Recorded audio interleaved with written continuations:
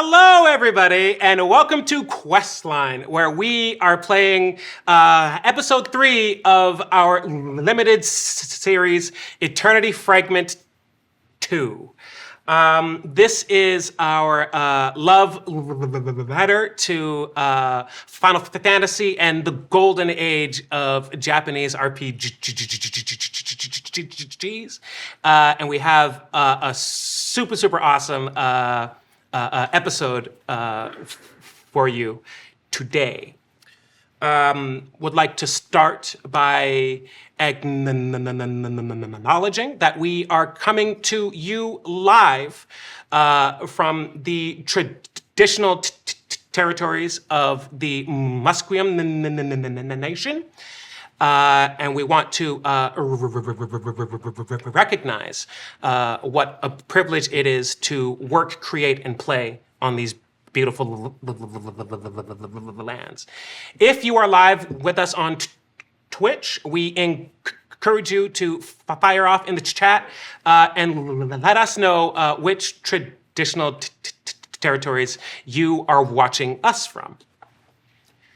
The game that we have here, being based on Final Fantasy, is essentially rated T for teen, so like a PG-13. We're avoiding certain depictions of blood, gore, hyper-violence, avoiding certain curse words, although some of us get a little passionate from time to time.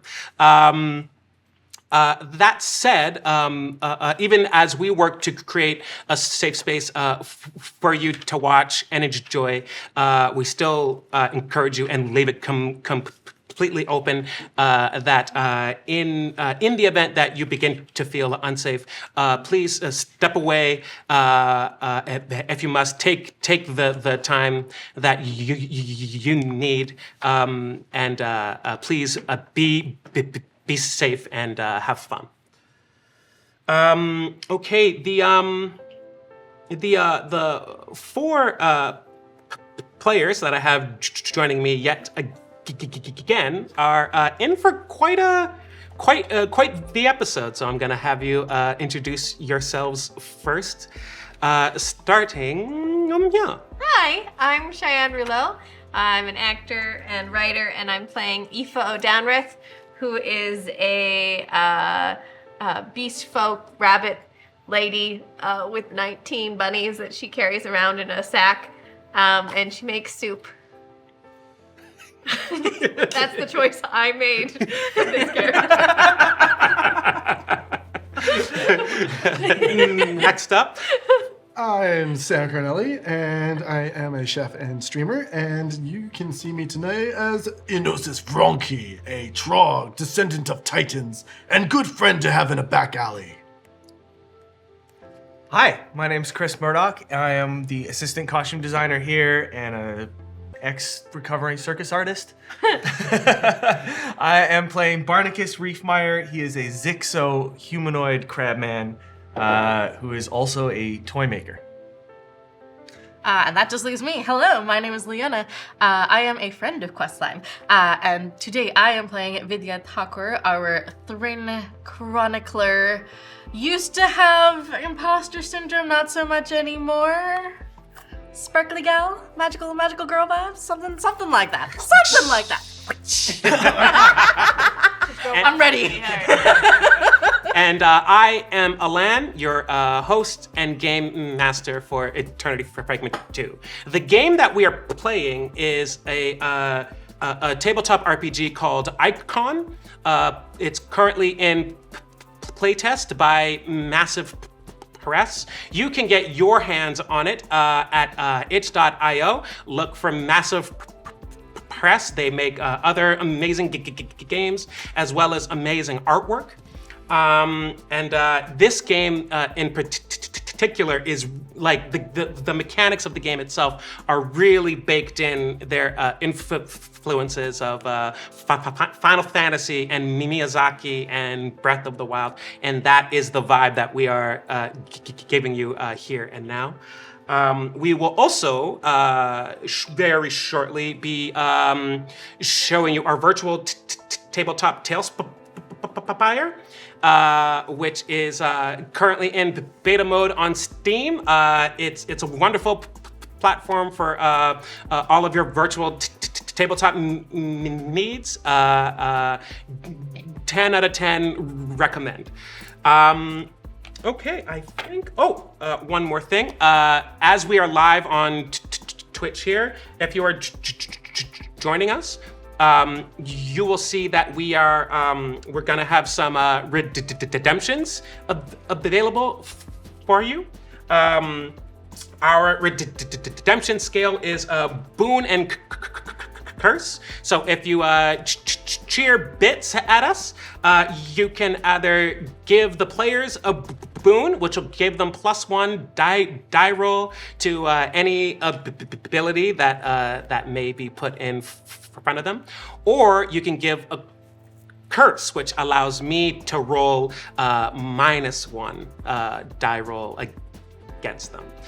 Last time we did have a bit of a tech snafu, so I didn't get all of your cheers and redemptions, but we are putting in the work today. I have devices all around me to make sure that I get them, and I will shout you out as they come in and are used like so.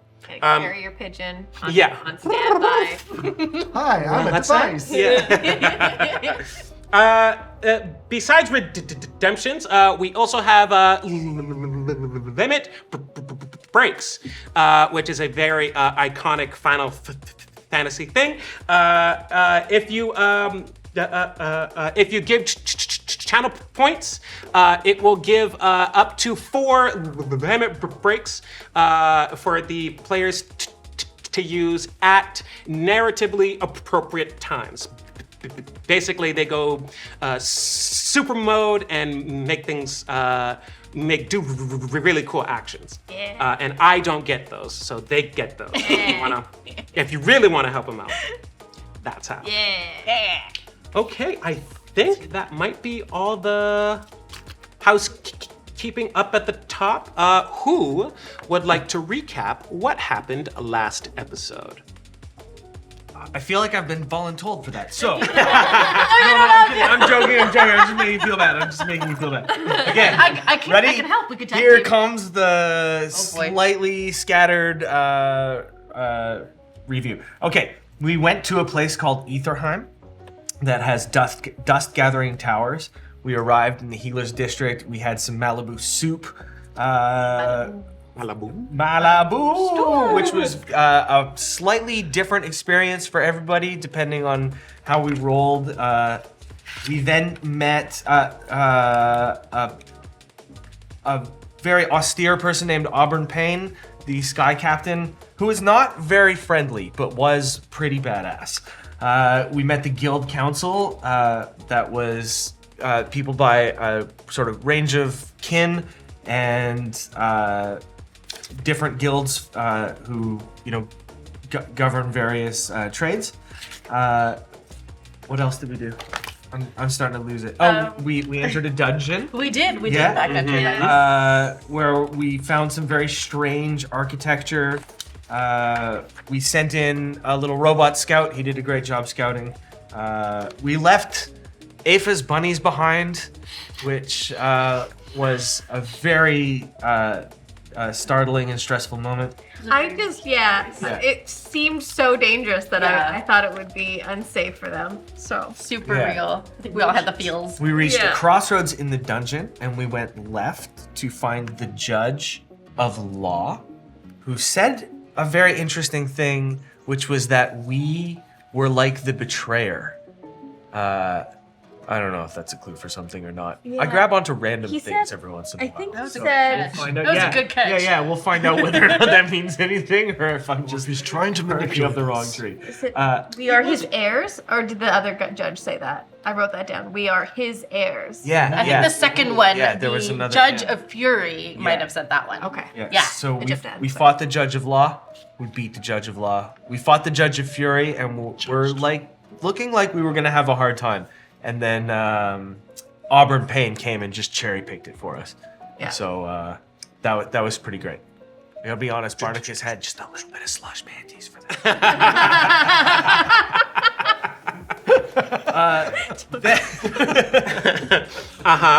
Then we entered another one of the first Icon's memories. His name is Sky. And again, I was paying attention to the production value both times. So I only half remember the memory. What I remember is that he said all he wants is for the Eternity Fragment to be whole again. I wrote that down too. Yeah. Me chronicling. Yeah. And when we woke up from the memory, the fragment shard that was before us was gone, as was the goose bag, Auburn Payne. Such a goose bag. Such a goose bag. Goose bag. Such a goose I'm making it canon. Yeah. If it wasn't canon already, I'm making it canon. Yeah. Okay, so let us catch you up to where We did it. Yeah. All hail crab. We did it. all hail crab. All hail crab. Yeah. Okay, just a quick just a quick shout out. Thank you to Dark Crescent Studios for the raid. Hi. Love to see it. Hello and welcome to Eternity Fragment Chapter 2. And it looks like Lawful Good Dad has started us off with our first redemption. So if we move on over here, you will see that we have received Oh no. a curse. Oh no. Lawful good my butt. Which puts one curse on my Thank side. you, lawful good dad. Really the best dad. Amazing. Mom Okay. and Dad are fighting. So, let us fill the time between the end of last episode and where you find yourselves now. The shard was stolen from you by Auburn Payne. It appears that she used magical bomb, a bomb of teleportation of some kind that took both her and the massive shard out of the dungeon. You left the dungeon and collected anything you might need to engage in pursuit of Auburn Payne. You know, based on witness accounts from the council and other citizens of Aetherheim, that Auburn Payne's ship flew away. It flew in the direction of the Road of Mist.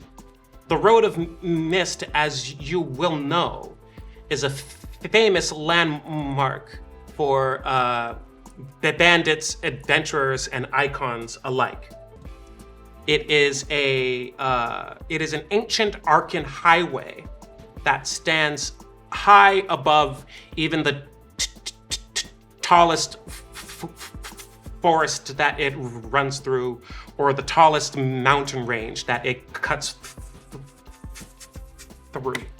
And then it enters a wall of mist from which no individual has ever returned.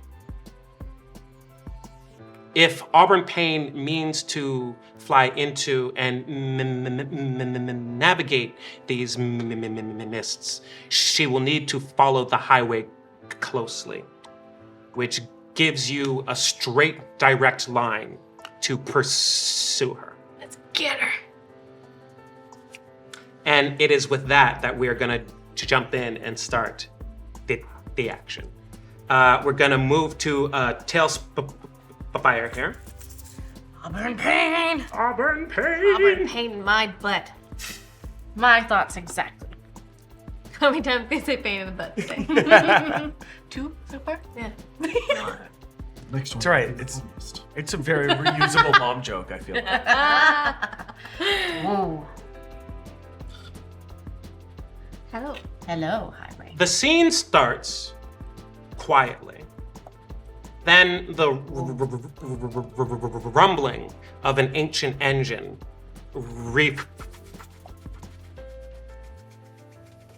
refurbished and made to work again. And then a rider on a motorcycle zooms in. You see that it is a pirate, a frog folk pirate. He seems to be going fast along the highway. He pushes ahead. And it's when he reaches this point here that you hear the four mounts of whoever is in pursuit of him. Oh. Okay. First up, you see on a lightning-fast golden choco raptor, Vidya. As you put the choco raptor through her paces, it has it's working hard, but is having no problem keeping up with the assailant, which is the one that goes in front and back. The one you get that you're after. We got there. Up next, you see Aoife on her refurbished Arkan bike sidecar filled with many of her 19 young children. Love it. Following close behind on a lightning blue choco raptor is Enosis. Keeping easy pace. And then at last, the whirring wheels of the small robot being surfed by Barnabas. Yeah. As we jump into the action, the way this is going to work is you are going to take actions, likely the traverse action, to push ahead along this highway. Knowing what you know about the highway and the task ahead of you, you know that you will encounter many dangers, so be mindful. What would you like to do? I would like to traverse, and I'd like to use my knack, which is called Argus, which means I have a knack for sensing objects, paths, tracks, hidden people, invisible or metaphysical objects or forces, such as the flow of magic. So I'm going to add a d6 to my traverse roll, meaning I can sense if we're about to get ambushed, if there's anything around, any traps or anything. Okay. Yeah. Amazing. Are you going to do that first, or are you going to push ahead? I am going to do that first, just to make sure that we're not going to get ambushed. Okay. Yeah. 5. Okay. With the 5, your senses echo out, and you feel the flow of magic is indeed a straight line as the magically fueled engine of the pirate ahead of you cuts forth. You see like the blue line. If you've ever seen a Kira, it's like that. It's fucking rad.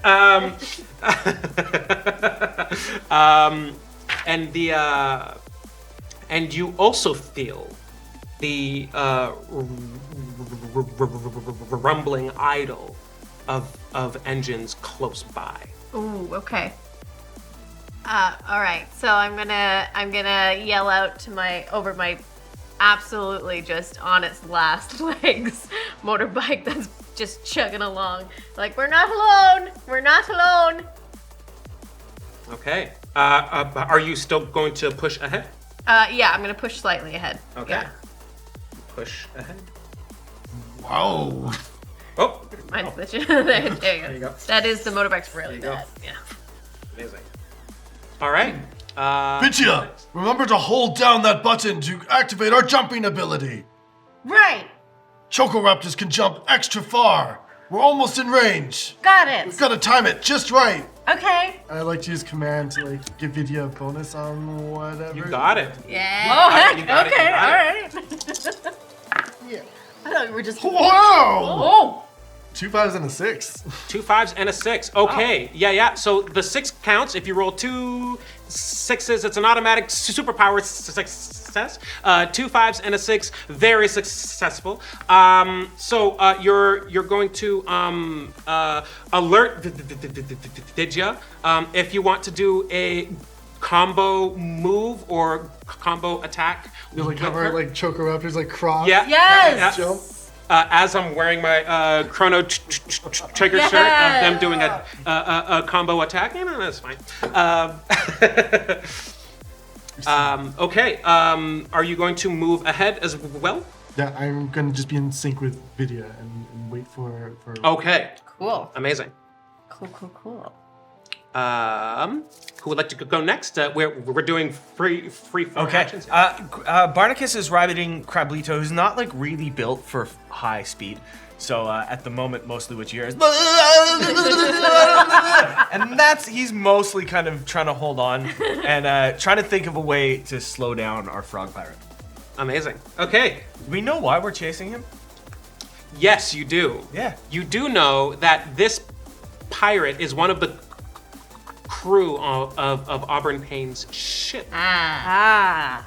Excellent. Yeah. Okay. Yeah, he's Barnicus is coming up. What? Leave that to you.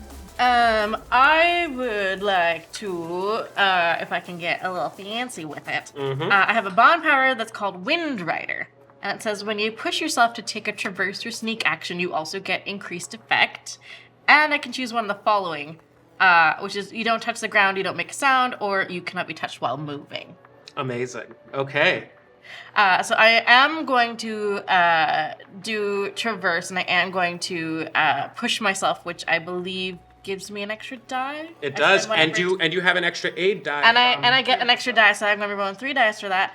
And You can only have a maximum of +2 extra Oh, die, right. You can hold back on one of those if you like. Okay, I will hold on to one of them. Okay. Probably the help. I'll hold on to the help. Great. And I'm going to say that if I can flavor this, I think as Enosis and I weave and jump and ride these Chocoraptors, they're just like you can't hear them. Like there's no galloping noise. There's just quiet. Like we're like fast as the wind, but also quiet as can be. Okay. Amazing. Yeah. Yeah, that's great. Yeah. And I can, maximum of, wait, I said 2 there, right? Yes. Total of 2? Yeah. Okay. Just making sure I know what I'm doing. You got it. That's a 4. Okay. So interesting. So, your silence effect occurs, but I need a consequence of some kind. Maybe it doesn't last as long as I think it's gonna. Maybe. I like that. Okay. So both you and Enosis kind of like hunker down and go into like stealth mode, like as the Chocoraptors push ahead, but perhaps they push a little bit too far ahead. Ooh. And it is then that the trap begins to be sprung. Uh-oh. Make sure this works here. I think I pressed the jump button at the wrong time. We can reload the cutscene later. Amazing. And it is with that 1, 2, and 3 Oh. more riders kind of ramp up onto the highway with a dust drive from the edges of the highway, and they're carrying sharp bladed chains and are swiping them at you. Oh. Absolutely not. Oh damn. So with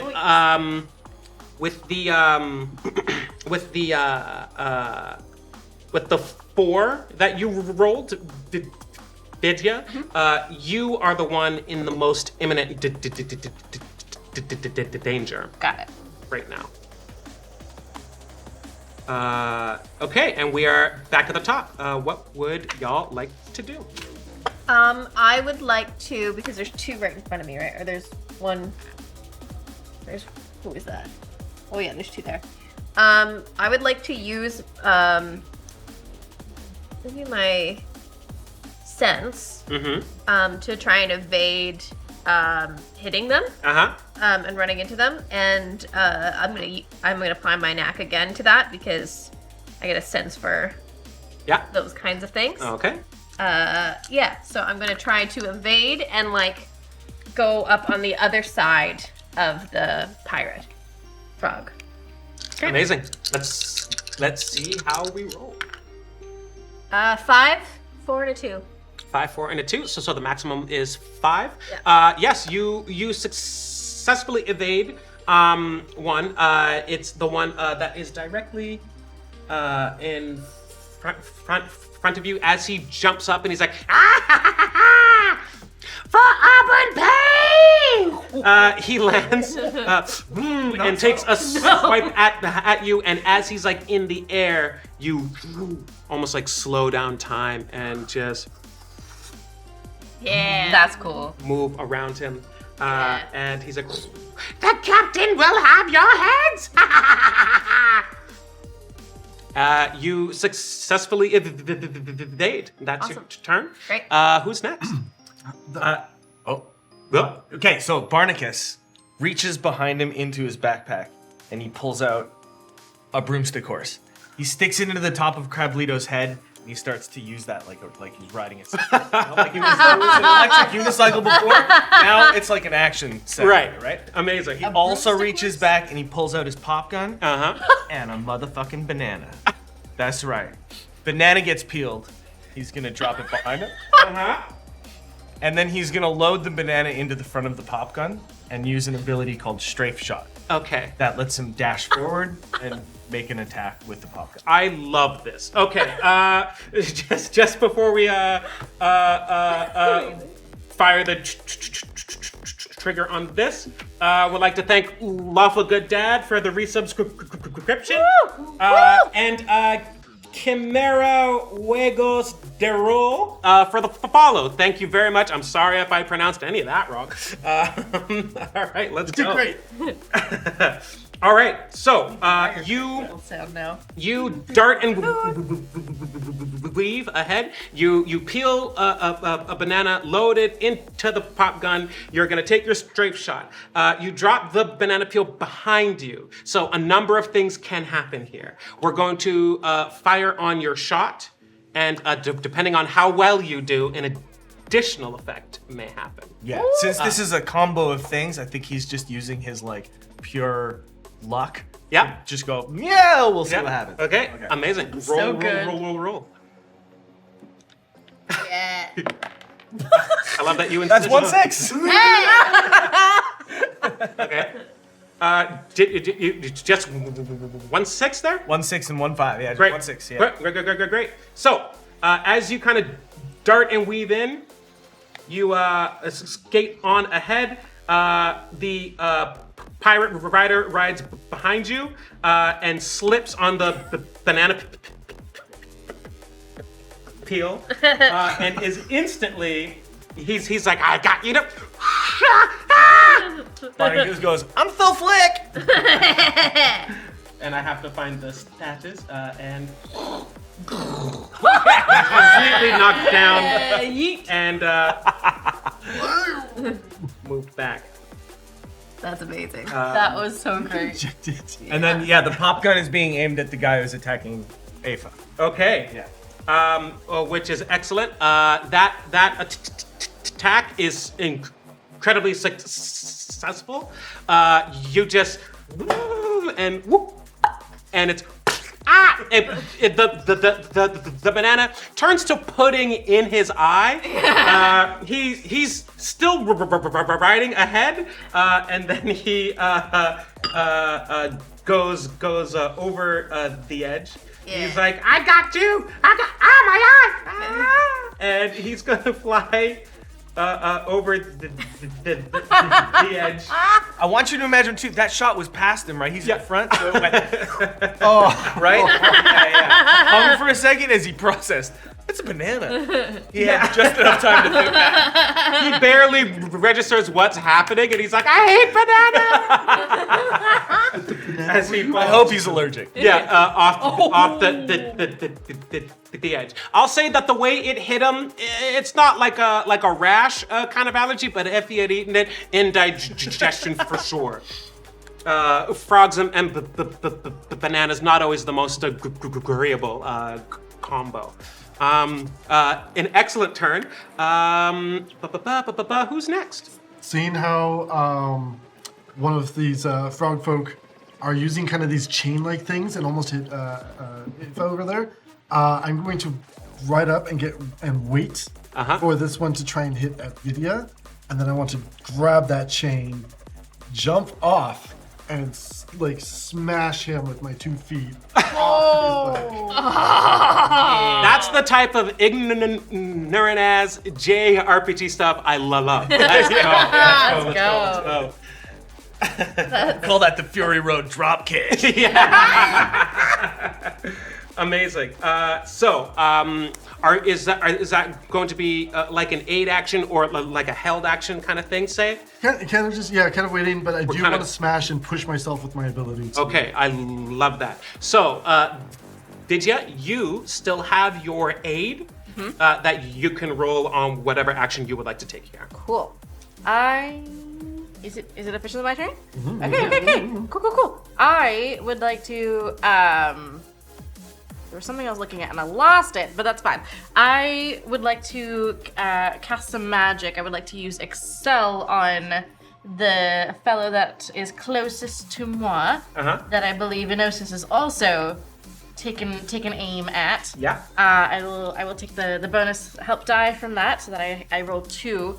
And what she is going to try and conjure up from her sealer magic is essentially a battle fan that she can just kind of throw like a frisbee at. It's just like a magical battle fan. As soon as it hits him, it'll disperse type of thing. Like a magical battle fan that can just be flung at the frog fellow. If I nail the roll, 2 ones. 2 1s. Did you use the aid? Yeah, the second die was the aid. Okay. Ooh. Okay. Sorry. So, Cannot save you from yourself. 2 I'm 1. sorry. 1. I'm like, oh yeah. But there were 2 ones. It's 2 1s. That's a failure. You're gonna and you're gonna get ready to throw this magical effect. You throw it successfully out. It's not your attack that is your downfall. It is the fact that he deflects it with 1 chain and he's like, Arden Payne gets what she wants, and whips his chain link at you and tangles your Chocoraptor. Please suffer 2 points of strain. Oh no. Can I Duly say noted. that through my action, I can take one of those points? You can take one of those away. So with your action, did you roll that action yet? Got to. Okay. As he whips that out, you are gonna suffer 1 point of strain, and you may still suffer 2, depending on how well For sure. Enosis rolls to help you. Call this the Vronki Stompy. 2 successes. But, Okay, yeah. 5 is nice. Great. Yeah, that's great. Okay, so you say, "Whoosh," not so fast, as you perform your death-defying action. You leap off of your Chocoraptor, and what does this kick look like? It's just like as this like my boots like stick together, and they just seem unnaturally large for this Titan-blooded creature, as the soles are a perfect shine still, even though they've been on dirt, and this black shiny substance just double stomp. Amazing. This rider doesn't see this coming at all. He's like, huh? And you knock him off of his paces. Oh, not the emotes. Gonna go here. And you knock him off of his bike, and he thrusts back. And you kind of like use his momentum back to hang on and launch back onto your raptor, who deftly swoops in and catches you again. You only suffer 1 point of strain. Your Chocoraptor is untangled, and you are saved. Okay. While this is happening, I get a clear shot to Mr. Frogman at the front of the party. So what I want to do is match his speed, and then I'm gonna go into the bag and be like, "Bring the knives!" And I'm gonna call on the 3 of my bunnies that have the Swiss Army knives. So that's Hugo, Lewis, and Dwight, also known as Huey, Dewey, and Louie. They're triplets, and they're little tanks. They're little, just ripped little bunny boys. And they have their knives, and I'm going to try and throw them onto his bike with the intent of them like cutting his lines. Like, what would you like to roll to make this happen? Yeah, that's a good question. Roll for children. Roll for kiddos. If you succeed, you will be. It will be a success. You'll slash this pirate's tires and knock him out. Okay. Depending on what action you choose, your failure. I was gonna say maybe it's a toss up right now between Traverse and Tinker. I have one in each. Tinker is like they have to be very accurate. Yes. But Traverse is like also I have to get them on the bike. Right. Okay. Yeah. So I'll accept either or. It's up to you. I'm gonna use Barnicus's astral chain to help her. Hey, dude, what's that? One of the things that Barnicus has as a freelancer class, that's his job in Right. tactics. Yep. He has his crazy 6-shooter and an astral chain, and he can use that to do things like whip, lash enemies, inflict damage. But right now he's gonna use it to just like give the little bunnies a boost. Okay. Nice. Yep. But So the style, he's like. I'll use Traverse then, so that you're getting them onto the bike. Because once they're on the bike, they know what to do, right? And do I mark an effort or a strain to help someone? Interesting. Effort. It's yes, effort, yes. right? It is an effort. Okay. Unless you're me. So That's right. I'm rolling 2 dice here. Whew. And that gives her a +1. It'll give her a plus. Yeah. Okay. And sorry. And which action did you choose? I'm using Traverse. Okay. Because I trust that once they can get on the bike, they can do their thing. Amazing. Yeah, they've had those knives for weeks now. No. 3. Oh no. 3 and 1. Okay. So the highest was 3. Yeah. Okay. So, what happens is the kids, you kind of rush ahead. Barnicus sends out the line. The kids hop on. They go wee, and they go out with their knives out. Available on Netflix now. And then and they go to slash at the tires. They don't quite make it, and when they realize they're too far away, they're like, whoa, and they're too afraid to jump off. So now Barnicus pulls his line back, and he now has 3 bunnies with knives standing on his shoulder and head. Awesome. Honestly, not bad. Yeah, that's not bad. That's great. But They're if- holding on to little shoulder spines. sorry, and your highest roll was a 3. Okay, so but as that happens, the pirate kind of uses the opportunity to like dash in and ram you, and you will suffer a point of strain. Fair enough. Fair enough. Fair enough. That's a bold move. And he's like, not today! I'm sorry, I don't know why I talk like that. Yeah. Scary. I would also like to, because I completely forgot, I'd like to acknowledge that in the last episode, because we were having a bit of tech issues, someone did redeem a limit break that did not get used, and because we're, they're spending good coin on that. I have 1 limit break currently available for one of you to use now. Barnicus is going to use his chain again for an action called Divine Binding. Okay. So he reaches back into his sack again. He pulls out a little cross of wood, whips it in front of him, and it just kind of hangs still above the bike. And then astral chains start to drop down from it as you realize it's a marionette's handle. Oh. And the astral chain starts to lash itself to different parts of the bike Okay. and the rider. Okay. Cool. So, I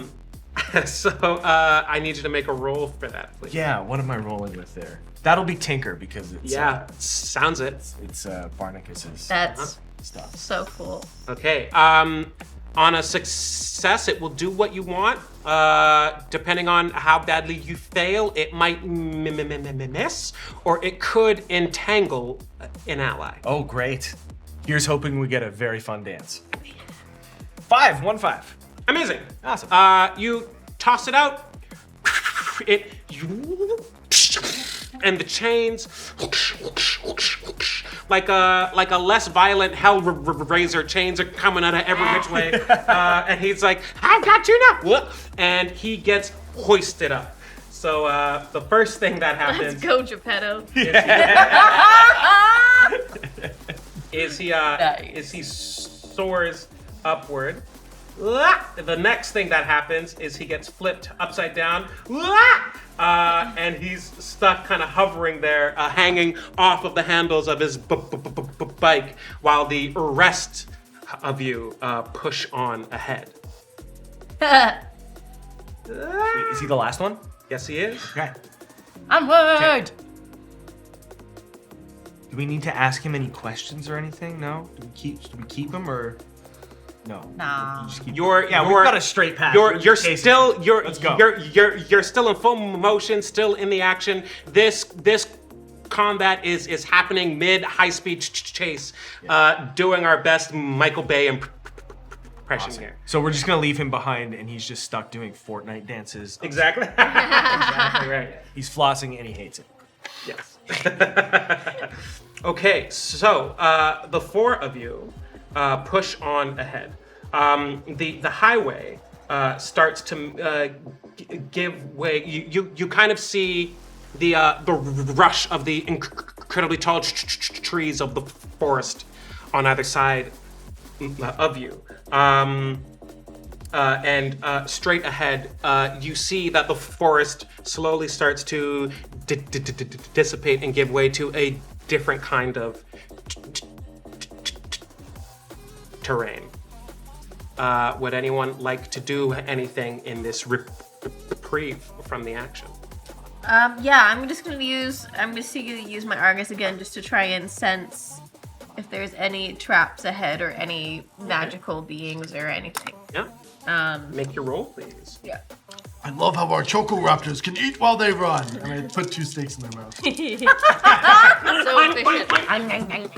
And they go. A 5. Yeah, I got a 5. Okay. So you make your roll. Your senses go out. The hum or the rumbling of your engine turns into a hum as your sense of perception pushes ahead. And you see that ahead of you, there is a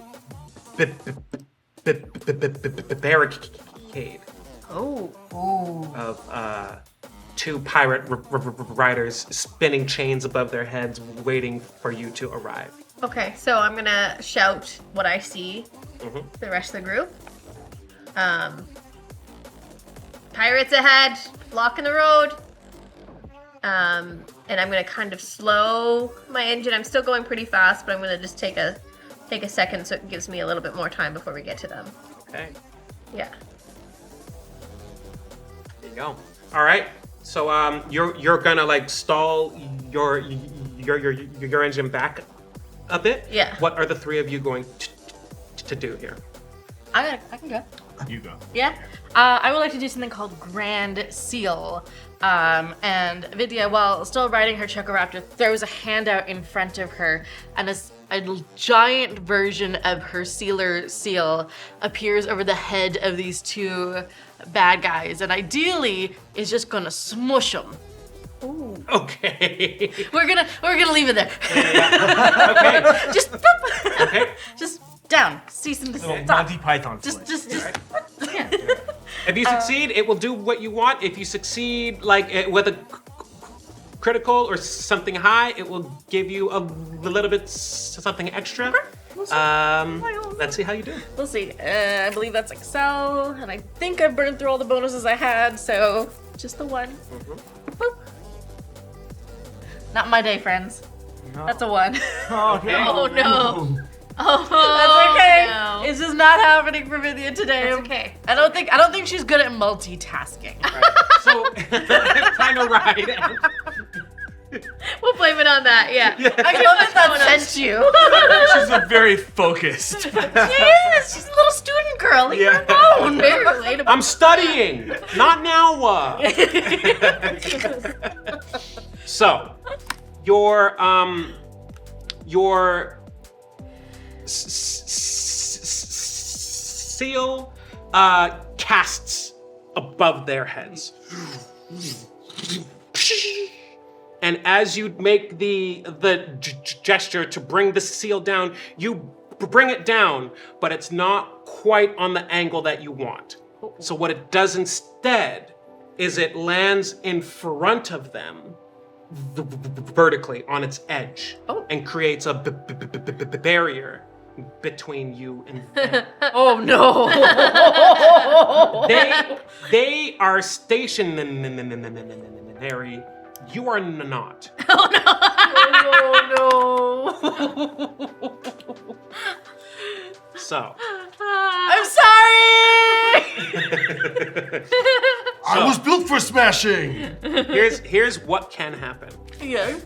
You can suffer 1 point of strain to smash through it, and help your friends avoid doing the exact same.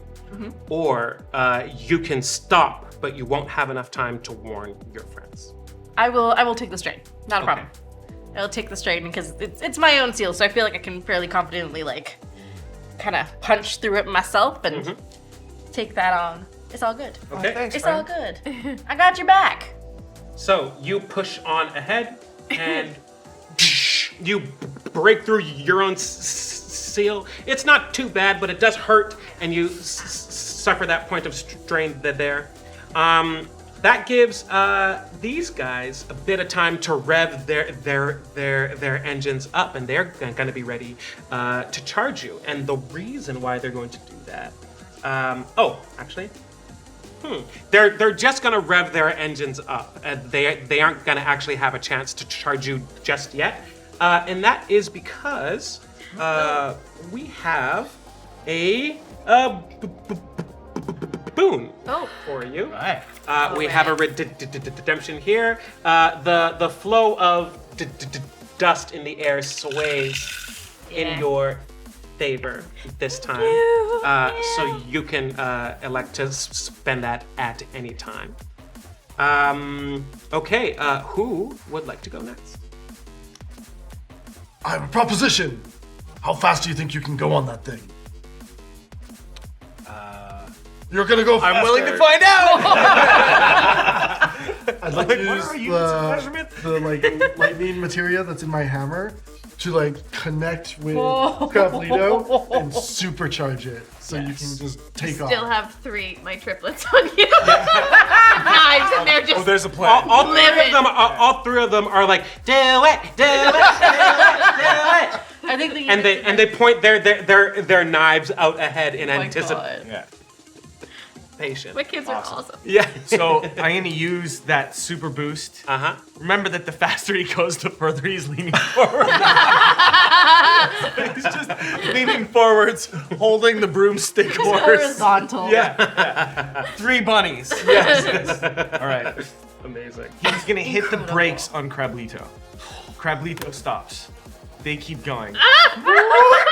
And he's gonna use habitual line stepper to teleport 3 inches in front of him. And it's just all pointy parts forward. Okay. Yeah, Amazing. all pointy parts. All right. 3 so, bunnies. So are you going to roll claws. for your aid? Yeah. Please roll. Or Or are you just giving him an aid? I would imagine, in order to cast that spell, that's a bit of a push for you. Yes. So, right? Yep. Let's go. That's unfortunately the last time I can use habitual line stepper with this game, but I feel like this moment. 5. Yeah, it's right. Amazing. Okay, so he and super charges Crablito, your trinket robot and current ride. You are doing the Michael Jackson lean as you go ahead. All pointy bits. The kids shing, shing, shing ahead of you. You push. So good. You push ahead and you stall out. I need you to make. What action roll are you going to make there? I'm gonna roll with. That feels like Excel, right? Just Yeah. going for it. Yeah. All in. Yeah. All hail crab. All hail crab. That's fine. Yes. In bro speak, it's YOLO. Yeah. I'm rolling with YOLO. What's X? Let's go. One more time. 1-6. I'll take it. Okay.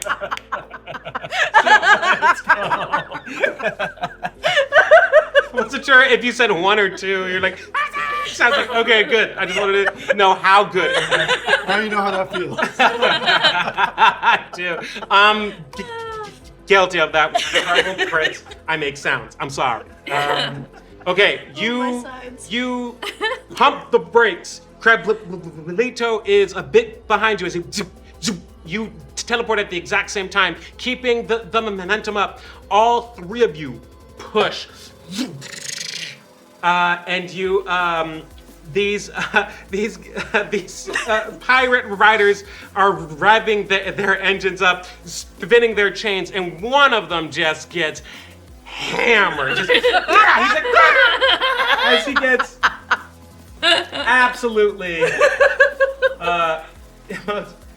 absolutely twirled out, knocked back, and pushed back by several feet that he was not expecting to. It knocks him completely.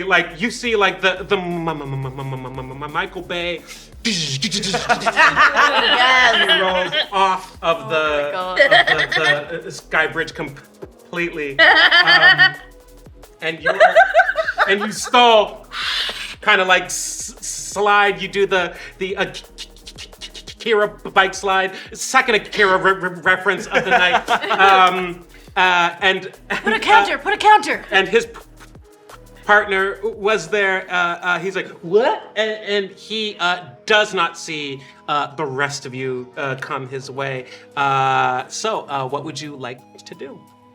Oh my gosh, that Who was just so hasn't good. gone in a while? That was so good. Me, I haven't gone in a while? Yeah. Oh man, I don't even know what to do with that. I believe Barnicus would say, you really told him so.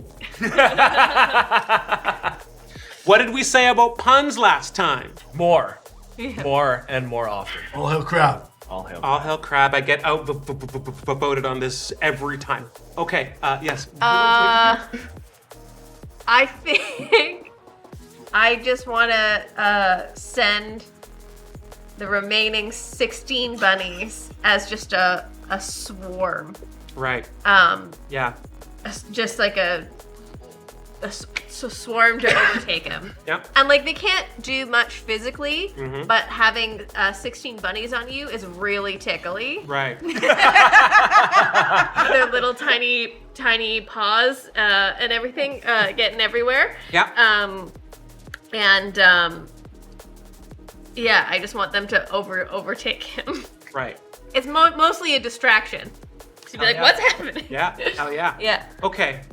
I'm going to say this is an easy roll with a caveat. Okay. Okay. So you're gonna roll. You basically have to roll like a 1 to fail this. It's possible, but not likely. Okay. Well, The caveat is you have to name the rest of your children before you make the roll. How many are named, by the way? there's only 9 names. 10. That's almost halfway. Okay. All right. How long? I'm not gonna write their names down. I'm just gonna put check marks for all of them that you Okay. have named. Okay. All right. Natalie, Clifford, Drew, Carrie, Corey, Barry, Bartholomew, Morgan, Megan, Kieran, Connor. Oh, I already had Connor. Sorry. Yeah. Sorry. Brendan, Mitchell, Mava. You're at 13. How many did you have to hit?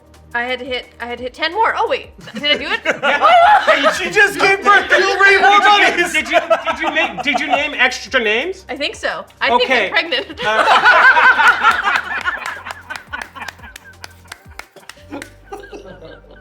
Oh no! That last bump just knocked a couple.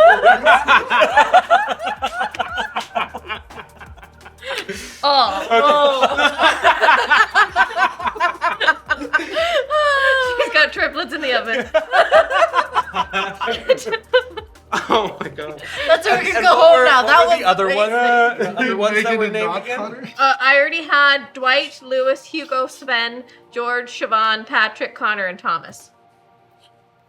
That's amazing. Okay. Gotta Okay. write all this down. Yes. We're gonna have to rewatch that for sure. Yeah. And write all of those names down. That Because was- even I gotta know it. Yes, and you make this attack, and for the first time in a long time, none of your kids are on or around you. And it's only then that you feel the bump. Oh no. And it's a familiar feeling now. Okay. Okay. Old wineskin at it again. All right. Never misses. Please, please.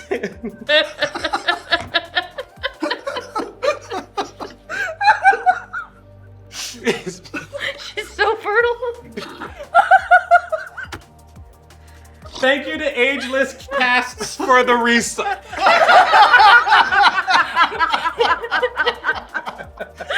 Thank you so much. Oh no. You're probably wondering what you've walked into. Please don't unsub. Please.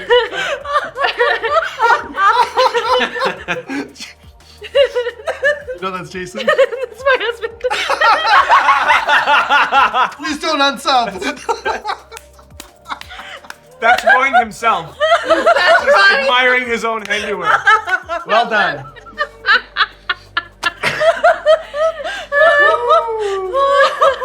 What are we doing here? I don't know. What are we even here for? Okay, well. Invite some friends. Give some subs. Let's go. Holy shit. Ah. Oh no. Oh boy. Oh, because Roll. It's the easiest roll. Aoife. I'm doing 2 dice because you said I was sensing the babies in my belly. Yeah. So I'm using my sense for Yeah, this. That's right. Amazing. Yeah, for my attack.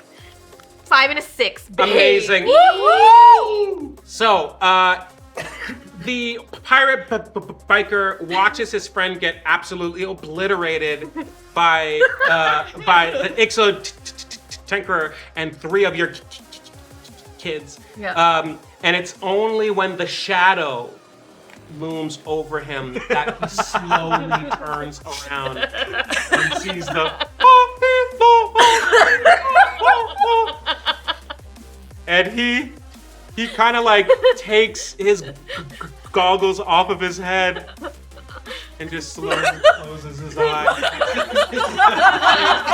as he is just tackled bunny piled slammed by So many little whiskers. this wave of kids, and all of their tiny fists are enough to amount to at least 5 fists that just start pummeling him. He feels himself start to get strangled out by the stealth assassin, and he's like, I always knew it would end like this. And with that, he is completely wiped out. Yeah.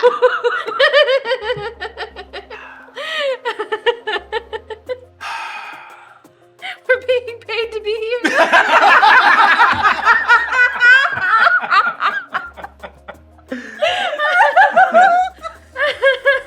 Oh, I saw that like a Miyazaki movie. Yeah. Bunny's like heavily underlit. Action lines. Oh my Oh. god. The sick one. Sick one. Oh, that's Thomas. He sneezes in his mouth. Oh! Like, oh no. The hairless one is just around his neck. Yeah. Last thing he Payne hears hates- is just Yeah. take that. Auburn Payne hates germs. I'll never be allowed back on this ship. Yeah. So the 4 of you icons form up again and charge on ahead. The highway continues on. The path being made clear to you as you push on ahead into the canyon part. Oh, wow. Wow, this looks beautiful. Dang. You've been riding on the highway for quite some time in battle. It's quite long. After this battle, you push on ahead, and as you do, the sun begins to go down. Ooh. Shout out to Talespire. Woohoo. Dope. Okay. Golden hour. That's cool. So as you ride on ahead, it is just straight canyon ahead of you. What would you like to do and how?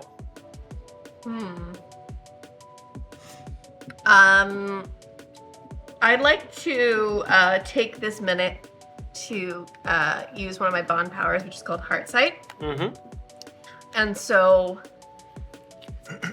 I can calculate an idea of how far ahead she is, right? Right.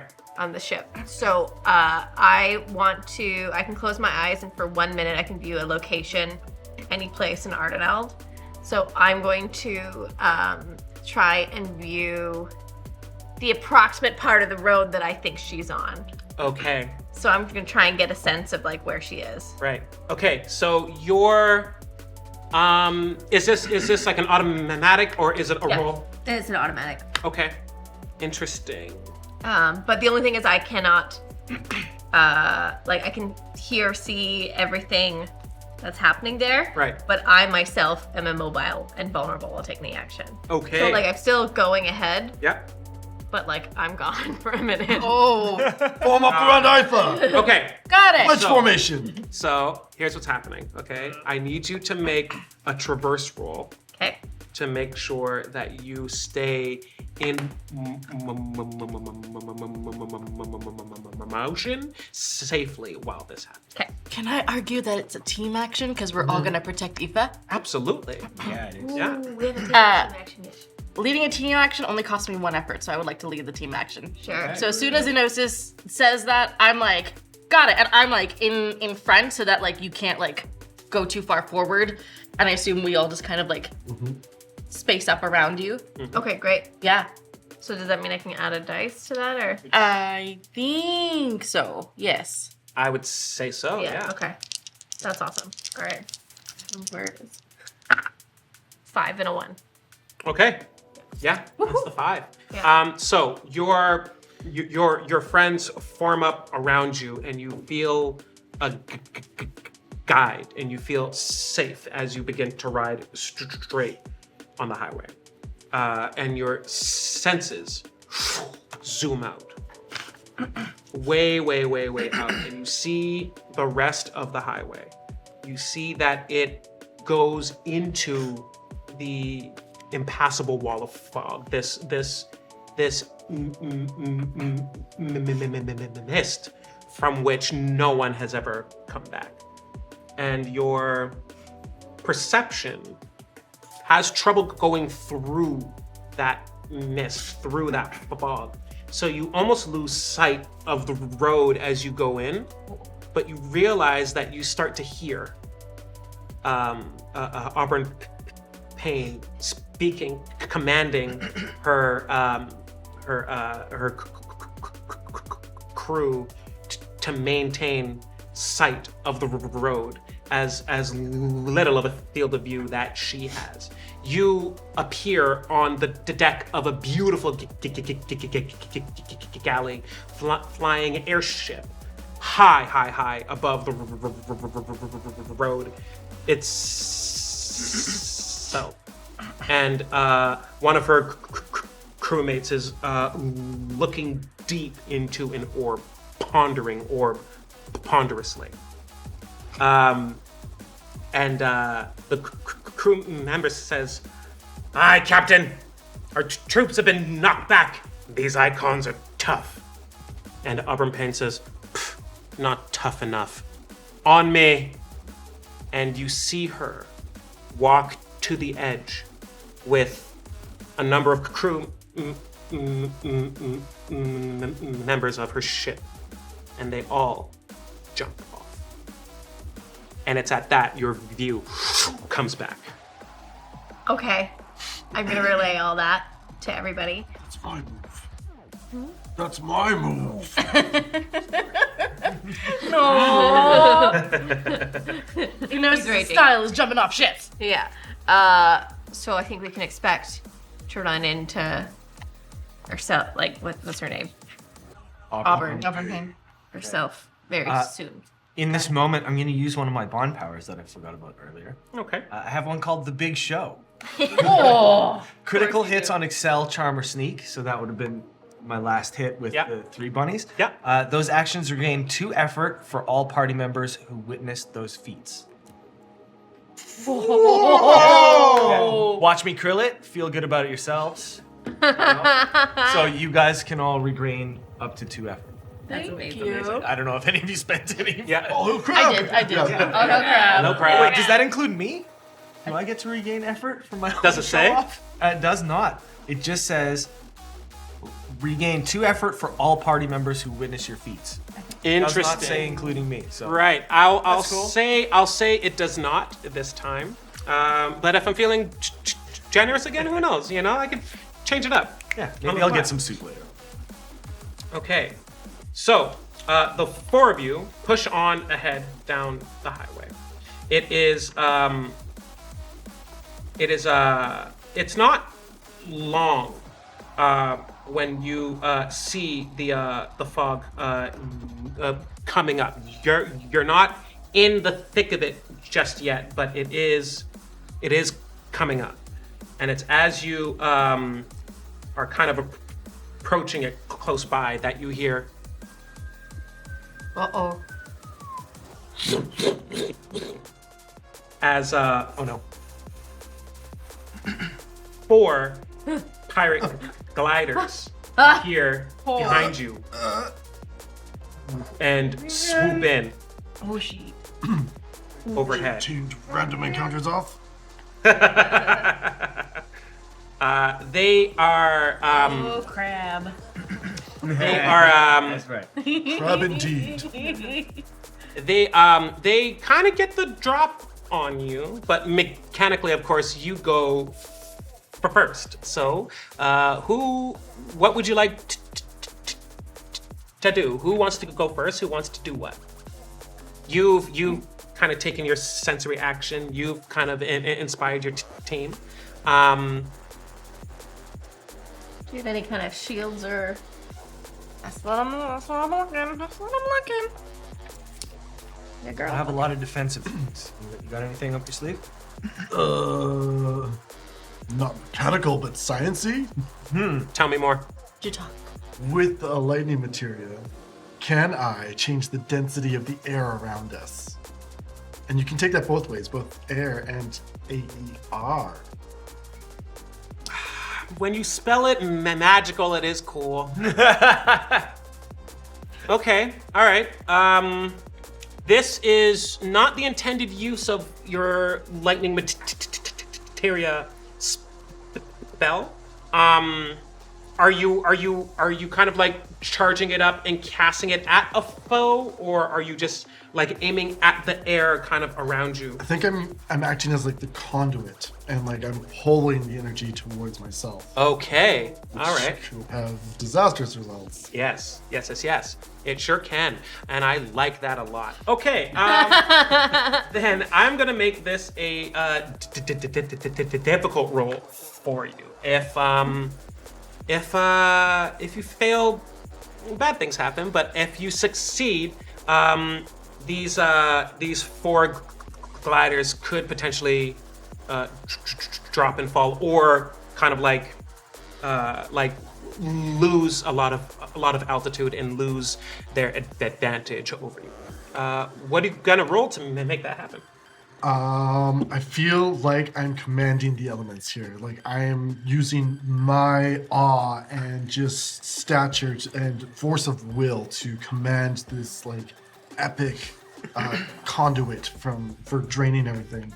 And I am going to push myself with this as well, thanks to the awe and spectacle of Barnicus. Amazing. Hell yeah. All right, roll away. Looking at that boon over there. Yeah. So I think we can do this. Believe me. Don't forget there's a limit break, everyone. 5 and 6. Yeah. You and you find that if you like spin, you start to create like almost like a coiling effect, and it starts to draw, not necessarily pull it towards you in a way that like overcharges you or anything quite like that, but it does move the aether kind of in unpredictable ways. The 4 gliders start to bob and weave in the air. I'm going to... You rolled a 6, right? Mm-hmm. Okay. Let me see. Okay. You see one of them drops out of the sky completely. Oh, not all of them. Haha! Got there. Let's see that all of them lose altitude, and one of them drops out of the sky and falls flat, and is like rushed, or rather like as he hits the pavement, is like pushed back as the rest of you charge on ahead. They've lost a bit of altitude, so they don't have any advantages or anything like that, any ability to impose minuses on you. But they are still flying over you on your tail there. And you see that they begin to draw, like, throwing daggers and are training them on you. What would you like to do? Who goes next? I got an idea. Sick. I have my ladle. Okay. Yeah. And I have 3 young rabbits. Uh-huh. That's Drew, Carrie, and Barry. Yeah. And they're teething. Okay. So they got really sharp little teeth. Yeah. So what I want to do is I want to put them in the scoop of my ladle, and I want to like catapult them at one of the things. Okay. For lots of little nibbles. Amazing. Yeah. Yeah. Okay. So they're kind of like, 2 of them are expecting this to kind of happen. One of them is not. He's like, what? He was kind of dipping into the Malibu stew that you had in the bag with you as well, and you kind of pluck them out, put them in the ladle, aim, and fire. Are you trying to hit one? Trying to hit all? I'm trying to hit just one of them. Okay. Like I want to focus. 3 of the 3 bunnies go into one. Yep. And their little teeth. Okay. This is going to be a let's see. This is going to be like a medium difficulty roll. What's the roll you're trying to make here? I guess it's gonna have to be like traverse, because I have to get them there. Yeah, you could use traverse. You could use Excel. Yeah, but yeah, I don't have anything in Excel, so but that's all good. Yeah. Yeah. I will allow it. And I'm gonna push myself for one effort as well to get another. Yeah. Take the boon. Yeah. Ooh. Take the boon. I could take. We got a boon and a limit break. Yeah, I'm gonna take a boon as well. You can take it. Yeah. I'm gonna take a boon as well. Yeah. Okay. So that gives me Got it. +2 here. Here's me. 6. Yeah. Awesome. So you and the 3 of them fly out. They're like, "Wah!" One of them still eating soup. Is like, they all fly out. And I'll say, because you are where you are, they're gonna hit this guy here, and he's like, I got you now. And just 3 rabbits just unexpectedly hit him. What? And like soup spills on him. He's like, that's hot. And the other 3 just start punching him. They're like, boop, boop, boop, boop, boop. He's like, stop. And they're biting. They're Yeah. they're in their Oh, they're- teeth. They're teething right now. Okay. So. 2 of them are biting him, and he's hanging on. One of them is biting through the wing of his glider. Yeah. And they knock him down. And he gets shoved back as well. As he starts to like fall, they kind of jump off of him, and you just see a Thrin pirate glider covered in soup and the tiniest of bites hit the ground Amazing. in a heap. He's like, and he's completely out. Okay, you have that's 2 down, 2 more to go. I got something. Give her. All right. I would like to do a little something called justice. That's your tagline now. Yeah. Something called I like to do all justice. those. Wouldn't we all? How do you want it? And I want it now. So Vidya has studied her sealer arts, and so she would like to use study for this role if she can. Invoking the spirits. Okay. Think like Ray, like Sailor Mars from Sailor Moon, stay with me. Invoking the spirits of land and air, you move at impossible speed, doling out blows faster than the eye can see, is the flavor text, and I was like, yes, gimme. That is justice. And so she would like to turn her Chocoraptor around, and like she's like incanting as she like turns around with this Chocoraptor, and like is ideally going to like use the spirits of air to help aid her in jumping directly at one of the flying pirates. Okay. To knock them out of the air. Yep. A little bit like a show jump moment, but with a Chocoraptor instead of a horse. Yeah. 5. Yay! Finally! Fantastic. That's right. So you and the Chocoraptor both leap Yes. to the air. As you cast your seal arts, you even take a step off of the Chocoraptor itself, and you. What does this? How do you complete this attack? This is by using the land and the air spirits. She has cast enough magic that the pirate does not see, but definitely feels like they're being dragged back to the earth because she has grabbed them from behind and is pulling them with her. Amazing. So you take this guy, and he thinks he has like a leg up on all of you, and instead he starts to feel himself dragged down and down, Thrown to the ground. and then he gets absolutely just whack onto to the ground and knocked off of his flying stride after you.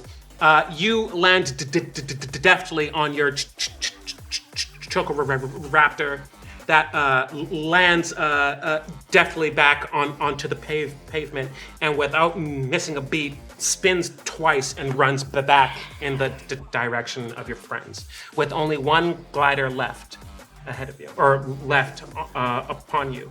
The four of you move on up. The glider on your tail, and you hear a sound.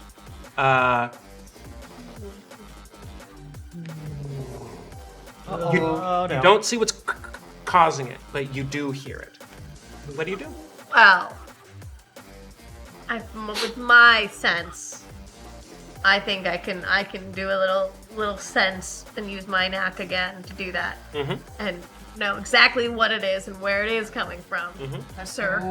Yeah, I think so. Let's go. This is gonna be hard. Okay. Not that hard. Come on. I got nervous.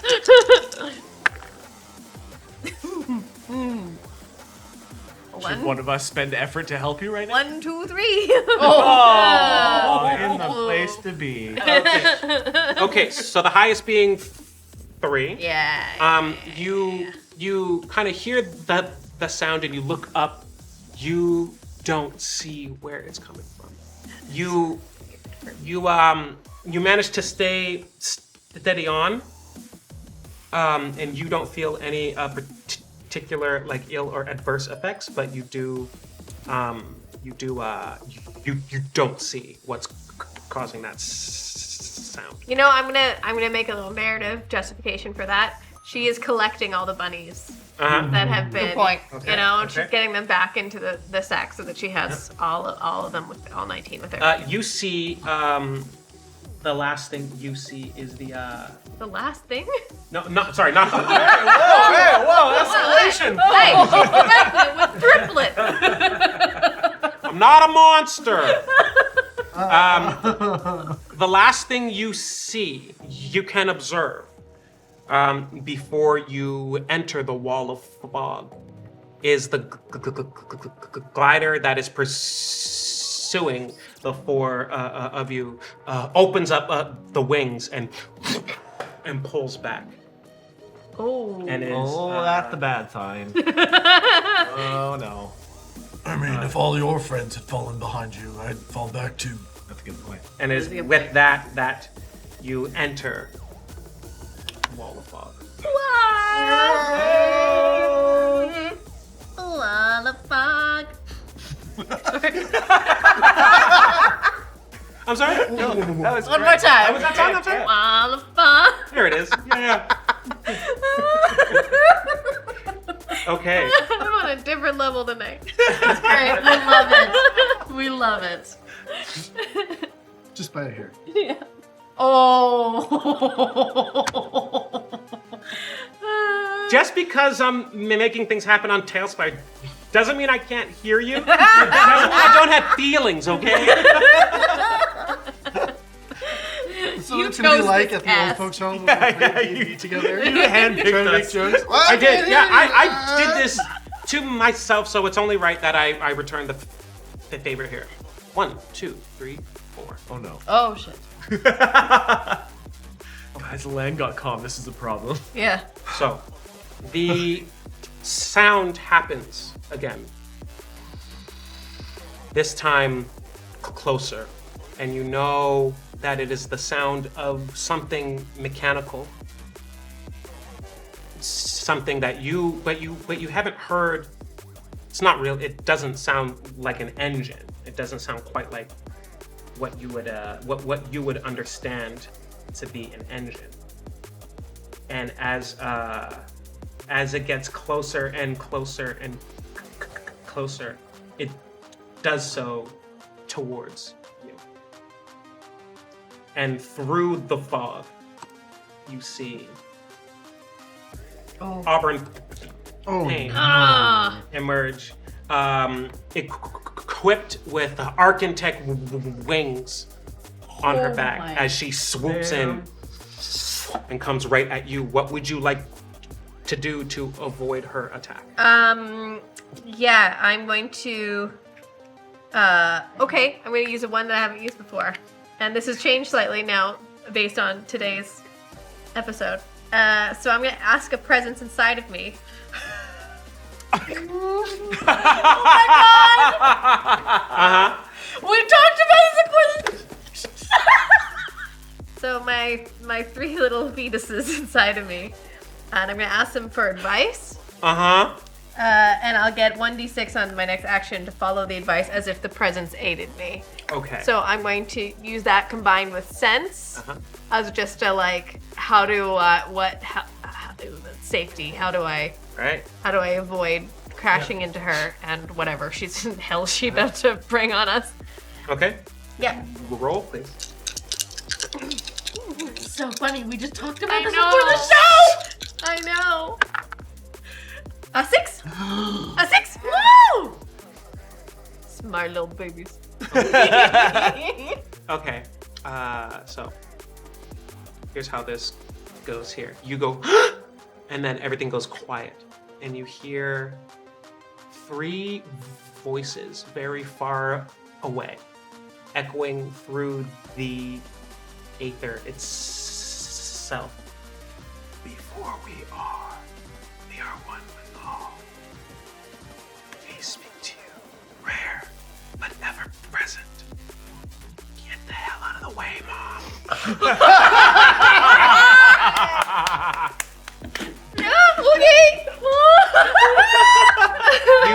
You will have a chance to evade. You will make a roll for it. You will be at curse. You'll be at -1 die to make that action. Okay, so this is, so what do I use then? To avoid. Whatever you want. Because I was using, that was my avoid. Oh, sorry. That was your traverse. Okay, sorry. Yeah. Then yes. As you snap back in, I'll keep that. That's mine. You duck out of the way as she swoops in, kind of aiming at your engine. You definitely get out of the way. Yeah, she doesn't have the same aim as Roy, let me tell you.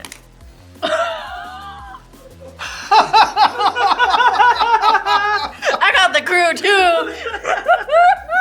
And you see Auburn Payne. Ma'am.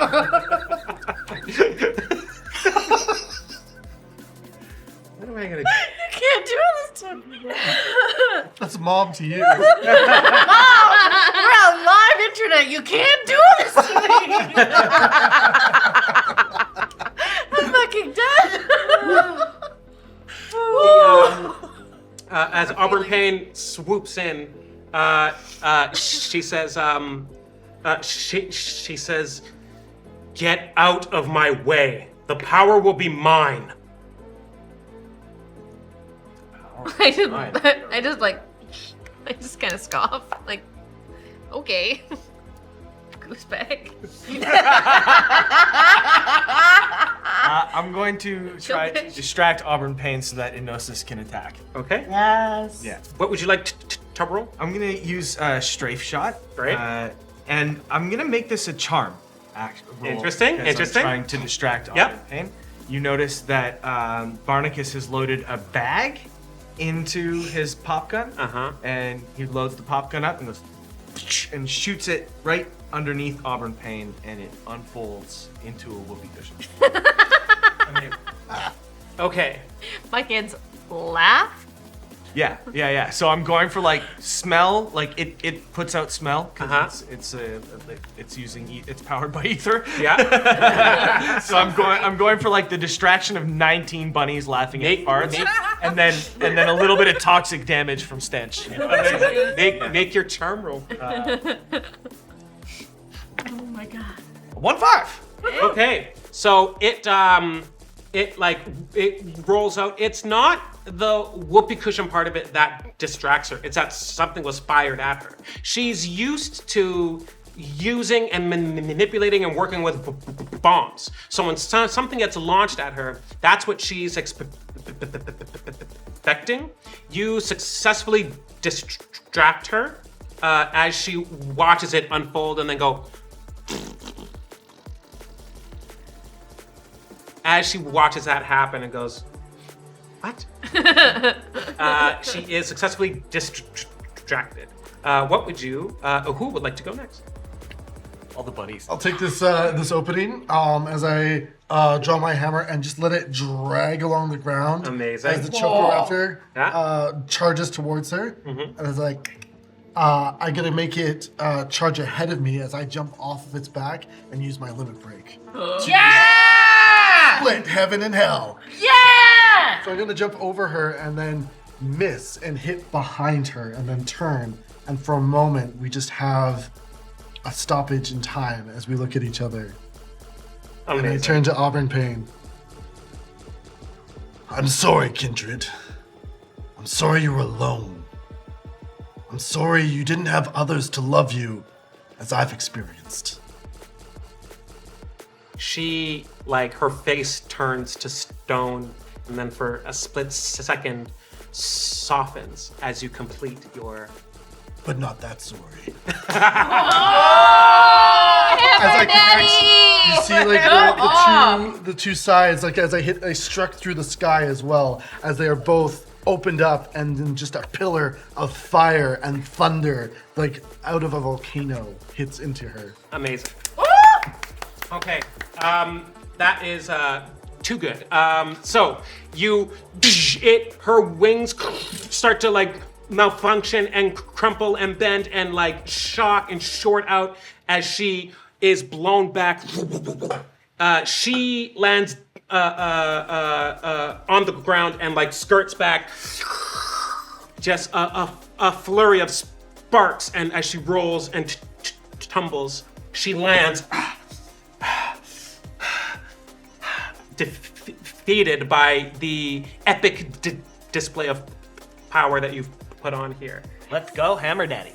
Yes, Go off, Hammer Daddy. Go off, Hammer Daddy.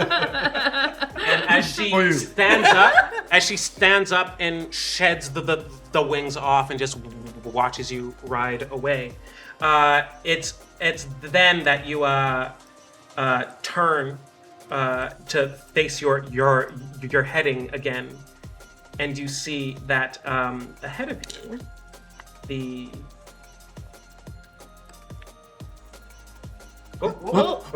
There's nothing. There's nothing. Whoopsie daisy. We died.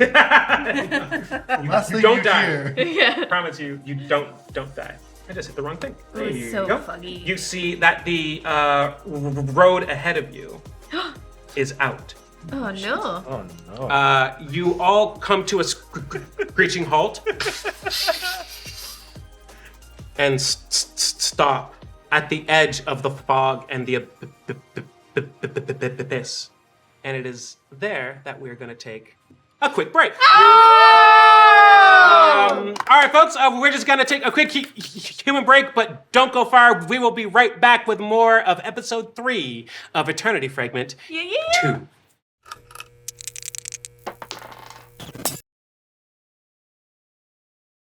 Hello, everybody, and welcome back to episode 3 of Eternity Fragment 2. This is us at Questline putting forth our love letter to the golden age of JRPGs. Just before the break, our intrepid icons were in the heat of a high-speed chase and battle through an ancient arcane road that led them into a thick mist. And now they have reached the end of the road. As the 4 of you look out at the edge of this ruined road. Ooh! Sorry, I'm so sorry. Bring it back. I forgot to mention to give an amazing shout out because, like, a high-speed chase in an RPG is one thing. A high-speed chase in an RPG with a drum and bass soundtrack, that is where it's at. So let's have a shout out to DJ bornandcrazed. Godspeed, sir. Godspeed. God's due speed. And we're back. Okay. As the 4 of you find yourselves at the edge of this path with seemingly nowhere left to go, what's crossing your mind? What is on your minds? Is there anything you'd like to do or say? Looks like we're gonna need to fly. It does look like we need to fly. Anyone do that? Not that I know of. Yes. Not without the captain. Hey, speaking of the captain, where is Auburn Payne? And Vidya, like, turns around to, like, start following the road back a little bit. Like, trying to see if she can find. You see that the road behind you, thick with mist, but you do see through that mist a faint light, the cherry of a cigar flicker on and then off as it walks towards you. First, the scraping of metal, and then as that falls away, just the sound of heavy booted footsteps and a defeated Auburn Payne approaches you. Who's got the best negotiation skills? I just slam my hammer down twice. Auburn Payne. How do you plan to get back to your ship? Now that it's lost in the mist? Now that there's no road to keep you on the path in this mist? I've tried to call her. And? The crew isn't answering.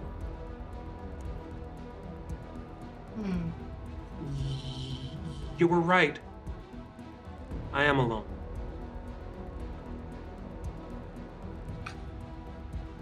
You don't have to be.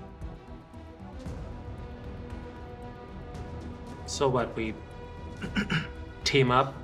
I join your band or whatever? You say that like it's a bad thing, but We have our fun. you saw what we can do.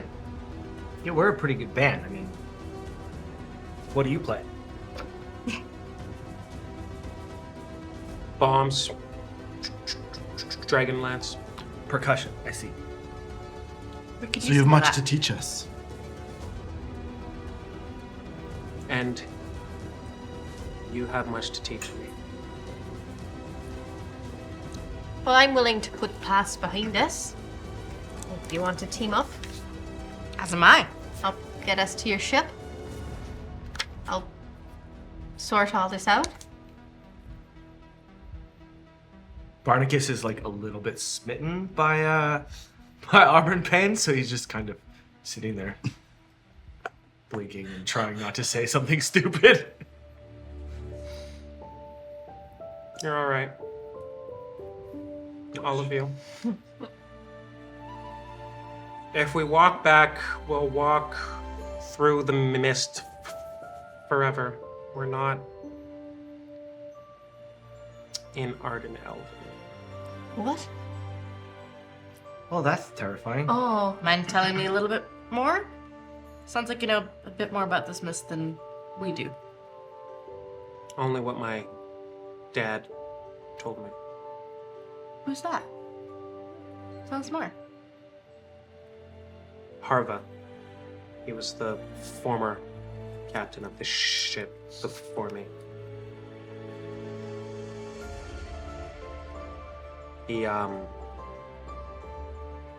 They say that no one has ever survived coming out of the mist, but he's the only one. He pushed the ship as high up as it could go, and it emerged out of the mist vertically up. Wow. But we can't fly and we can't contact our ship, so sorry, my ship. yeah, well, semantics. Well, do you? There's crew still on there, yeah. Yeah, a lot. Is it maybe? I'm just wondering why we can't get in contact with them. And how do you contact your ship again? She points at a gem, an earring in her ear. It's probably this mist that's causing interference, maybe? Maybe because you defeated her. It's like a mutiny thing happening. Maybe you should try and contact them. Maybe you are the captain of the ship now. That's not how that works. Well, Can we supercharge your earring? I don't want you to zap my earring, no. I think we need to zap anything. You're not very solutions-based. Look, She's had a hard day. Play nice. the reason why I came here is the reason why you came here, is to follow the third memory.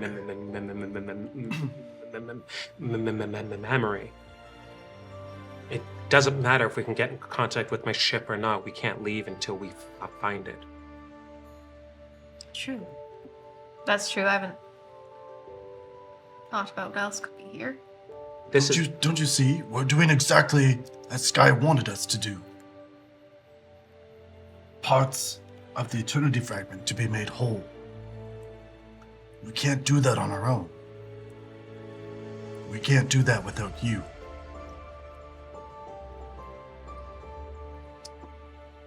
my dad worked alone when he tried this.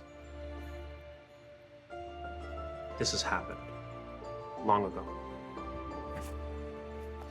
Is this a story that I would have read in my chronicler books? No, my dad couldn't read or write. But did he ever tell anyone his story? Someone else could have written it down for him.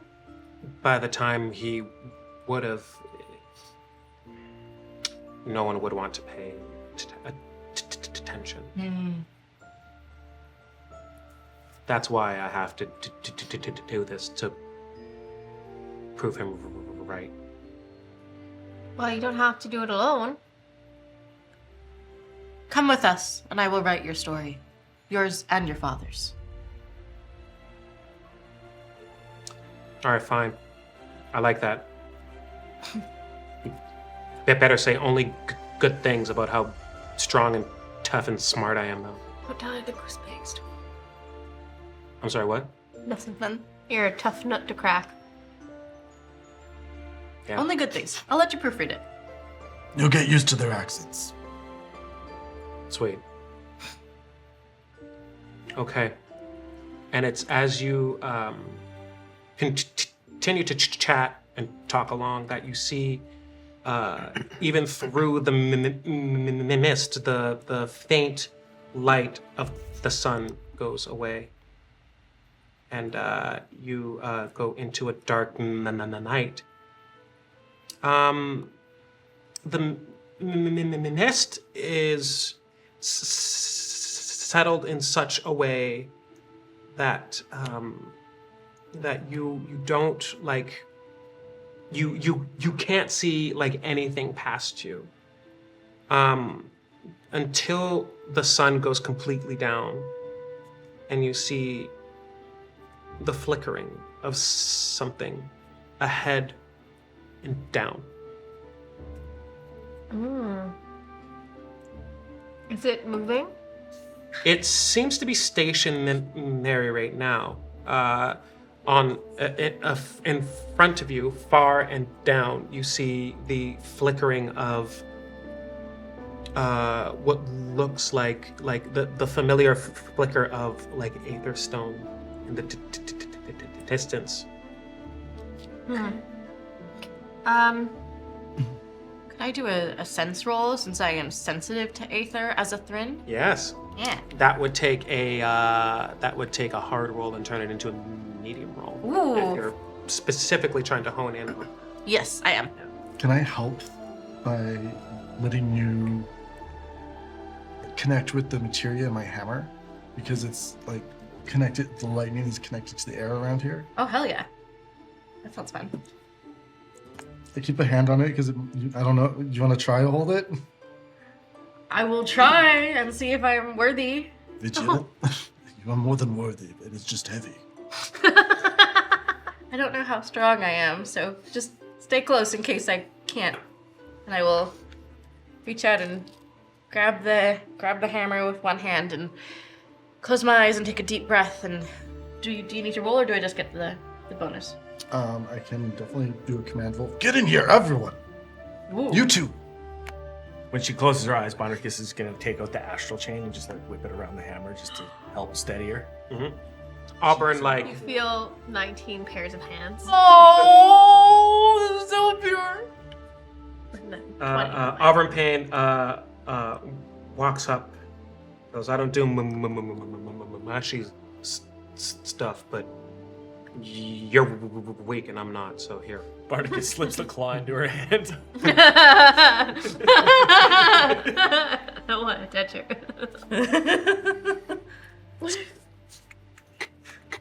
Clammy. And she holds on and you feel like an immense amount of weight like move off of it, even more so with the help of all of your friends.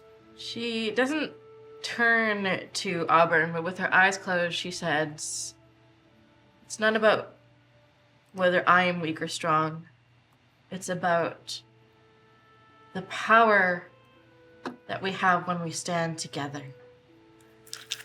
And please, dice gods, be kind to me for that, because that was cool. 2 5s. Yeah! Amazing. Yeah. You channel your sense to hone in on this shard, but it does more than that. It connects with you. It forms like a straight line connection with you, and you feel the energy not deep within it, but around it, and your senses begin to take almost like a tangible, kinetic kind of shape. And as you start to expand it out, it starts to push the mist out from around it. Whoa. Oh my god. And you... Oh, wrong one again. And you reveal... pardon me. Gotta find the right one here. As...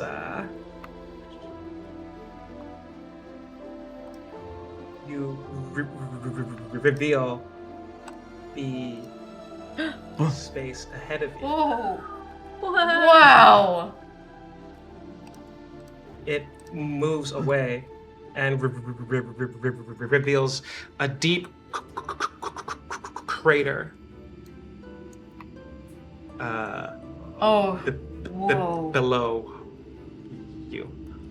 How deep is it to the ground? Like It would be 19 bunnies, limb to limb. I would say with the protruding of rocks and stones, you could do that about 2 or 3 times to get down. Am I still connected to this aether really quickly? Yes. I would like to add just a quick flavor note, which is that a couple of different star spots on Vidya's forehead just like light up, and they do not blink; they just glow. Like they're just full on like little pinpricks of light along her brow, and it just kind of stays lit up, and as her connection just kind of stays there. Okay.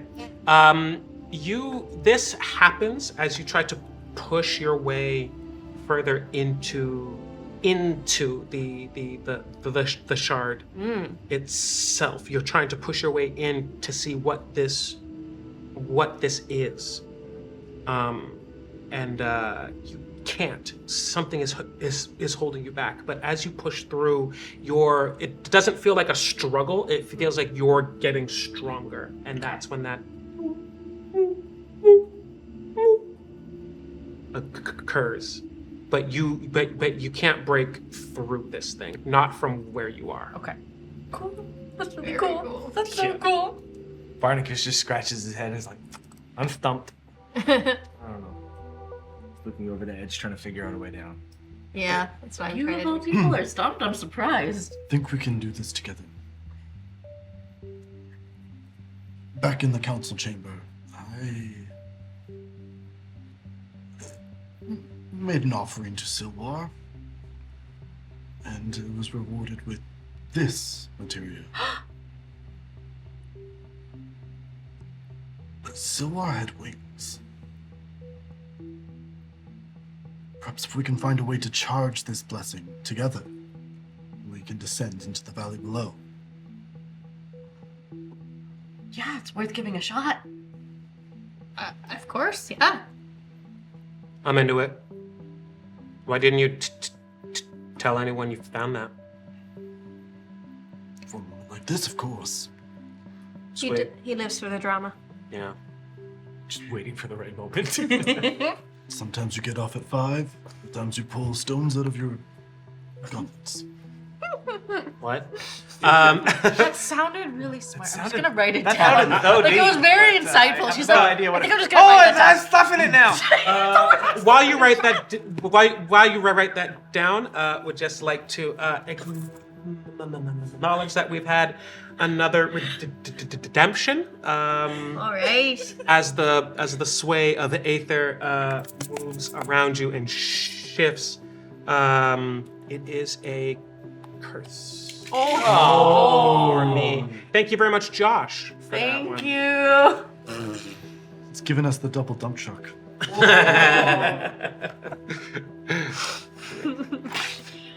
Pulls out her giant book, scribbles notes. All right. I don't know much about gods or goddesses or charges or blessings. But what do you need from me to charge this? I got some soup. I've got a whoopee cushion. Right? So godly. Whoopee cushion. I can guide us while we fly. I'm not afraid of the air. I don't think any of those things are enough alone. I have my seal, my magic. I'll put up my lightning materia. All together, all at once? Kind of like, You perhaps bind them with one of your seals? yes. Absolutely. I'm gonna yell to Dwight, get the good stuff. And he's gonna rifle into the bag and find like the tiniest like mini mason jar of like the like really good soup. It's the best soup. Still flinch a little at soup. Oh! Yeah. Malibu. Malibu. Yeah. This is liquid gold. This stuff. This will carry you. I'll take your word for it. So I can give you this tiny. That's all right. You can just place it Oh, all on right. the seal. Yes. Is that placing? Yes.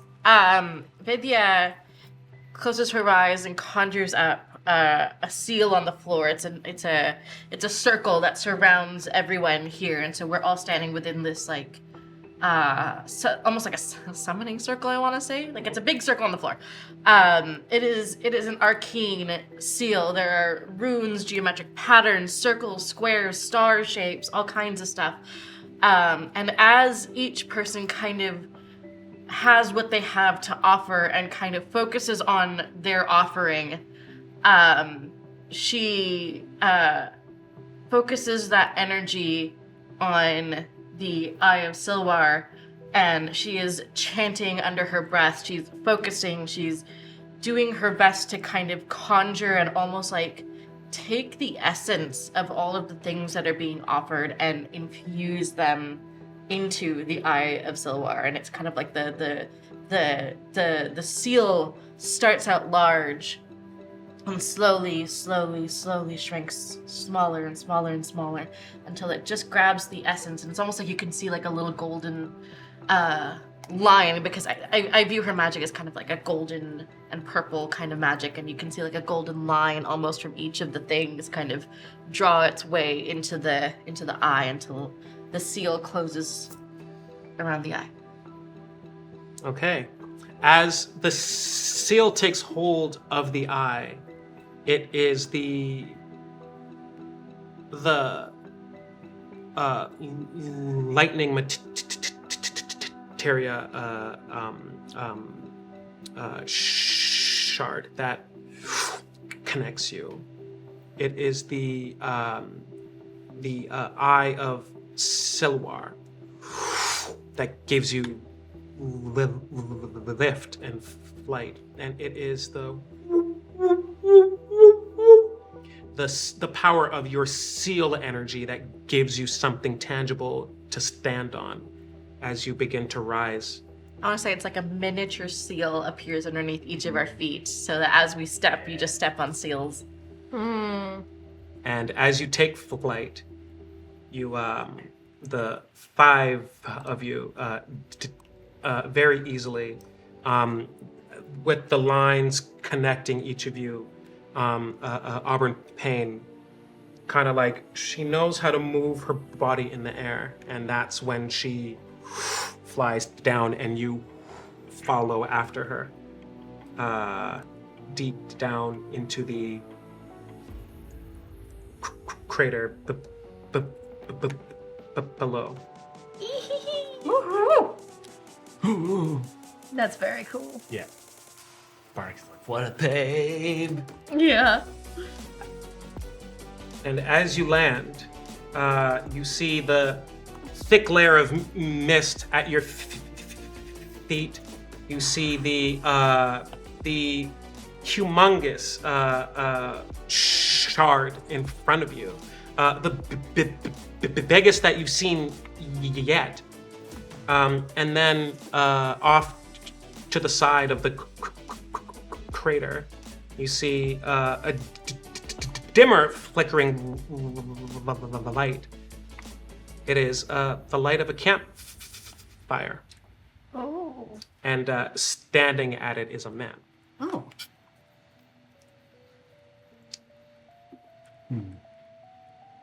He kind of like, you see him, he's a rather tall, thin man, very old, wearing like tattered, torn furs covering his whole body. His posture and face are very like sullen, almost mournful. And he looks up with deep blue set eyes. He looks at the five of you and says, Visitors? Very, very long time since I've had visitors. Come, warm yourselves by the fire. Can I just do a quick sense roll to see if I can detect any animosity or any, like, what the threat level is? Sure. Yeah. What are you going to use? Sense, you say? Yeah, sense. See it? Yeah. 6. 6. Okay. This man has no intent to harm you. His posture even gives no intent to harm you. But you do see something kind of behind it all, kind of behind his eyes, as if he is using a great amount of effort to hold something back. Okay, so I'm gonna sort of mutter to my comrades. There's something he was holding back. He doesn't mean us any danger, but he might be part of something bigger than might. Okay? Keep your wits about you. Barnicus rolls up and with the same energy as always just goes, "Hello, my name is Barnicus." Hello, Barnicus. Hello. He's still scratching himself for some reason. You realize he's been kind of scratching all day. And who are you? I feel like I just answered that question. We're icons. Ah, yes. Of course you are. Wouldn't be here otherwise. I'm Vidya. This is Aoife and Enosis. And Auburn. Hello to each of you. Come, warm yourselves by the flame. It's not much, but in a place like this, it is everything. Thank you for your hospitality. Yeah, I think I'll cautiously approach. You say, "What's your name?" He kind of stops. And he says, "Oh, I've been here far too long. I can't remember. Ah, shame. Do you know how long you've been here?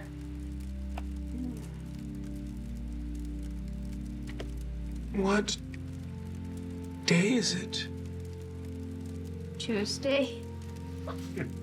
We tell him the date. He says, well, I've been here long enough that they've changed how they measure time.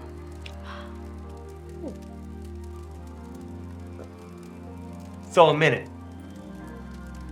Or an eternity. Right. What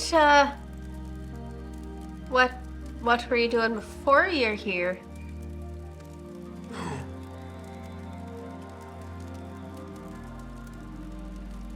The exact thing I can't quite recall. I remember being skilled and testing the skill of others and never failing. I remember the one who defeated me. Who's that? Many names. Maybe start with one name? The people called him the Icon. And we called him the Betrayer. Oh. Yes. I had companions. Not friends, no. No. They were each assigned a task. Like me, I was the one who tested the mettle of those who would fight for us. What were you fighting for?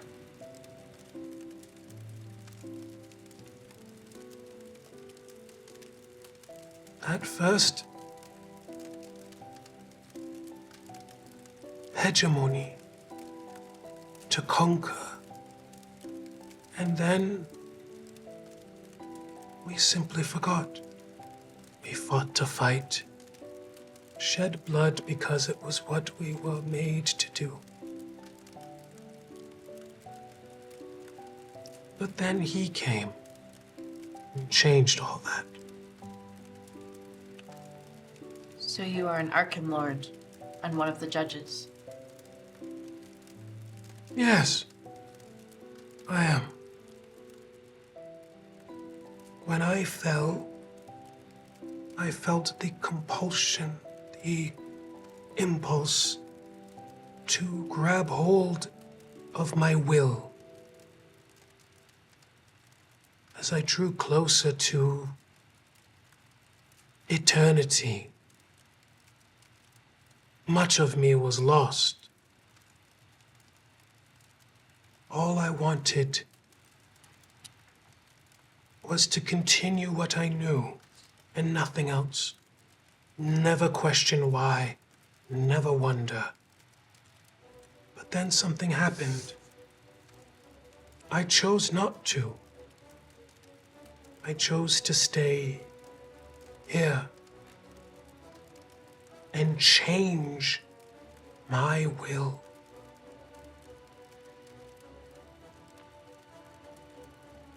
In Enosis, you know that manifestations of pure will, there's a name for that in the world of Arden Eld. The word is demon.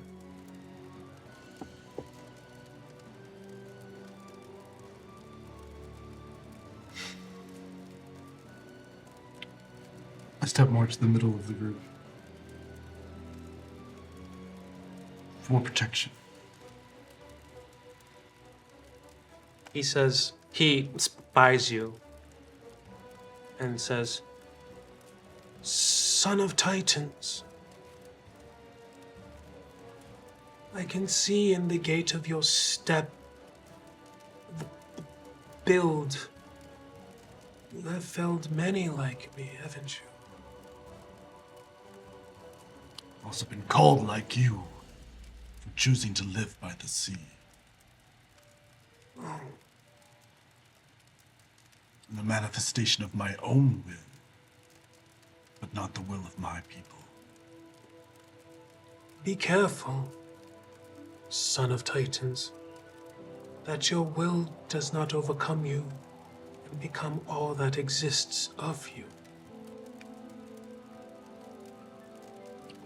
So deep. That's some smart stuff. Even the victors are susceptible to this. What happened to the betrayer or the icon? He became one with eternity. How much of him, I cannot say. This, and he points at the shard hanging in the sky, is what remains of him. The call has been sent out, otherwise you wouldn't be here. This is the last of his memories that his heirs may bear witness to.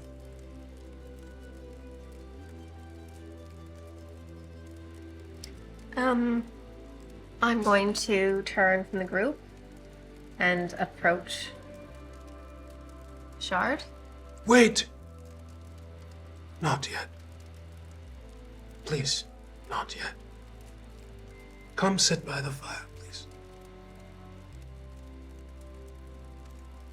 Okay. Barnicus is just gonna go. He's stoked for fire. Yeah, I'll go and sit by the fire. I will sit by the He's fire. pretty gormless. He's just gonna go.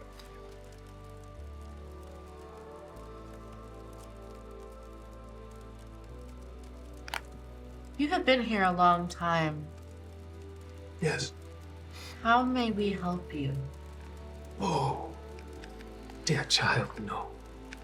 There's no helping me. My path was set by the man I once was. The choice has already been made. What I am is what I am. I am trapped and bound by it. People change. People, You're not who you were in the past. Everybody people evolves. change. I am no longer people. Only to show you that there can be atonement for us.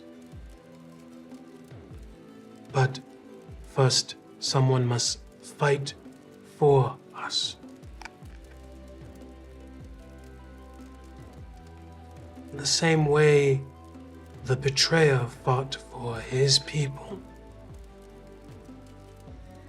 Long I was here, lamenting and hating. But it's gone now. All that is left is the will. He sacrificed much to be what he is now. You are his heirs. What have you sacrificed to be what you are? Icons. We have time by the fire here. I would like to hear it. You could go first. And as Vidya kind of sits down, cross-legged in front of the fire, kind of puts her hands out to warm her, she says, I sacrificed my self-doubt. When I left Haven's Ledge, I didn't believe in myself, or that I even was an icon. I didn't think I was capable of doing the things that I've been doing. And for a long time, just traveled trying to help people, but my heart wasn't in it. And now it is. And it's a little scary almost, because I don't entirely know what I'm doing or where I'm going. But the feeling in my heart is stronger than my self-doubt or my fear. I know it. I know that I'm an icon. And I will follow that wherever that leads. Even if it scares me.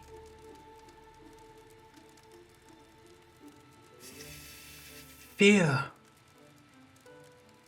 need not hinder you, only remind you of how important your fight is. May it guide you, but not hold you back. Thank you. She scribbles that in her book. Barnicus says, well, I suppose I've sacrificed stability, my own personal purpose, to protect others and help those who I can.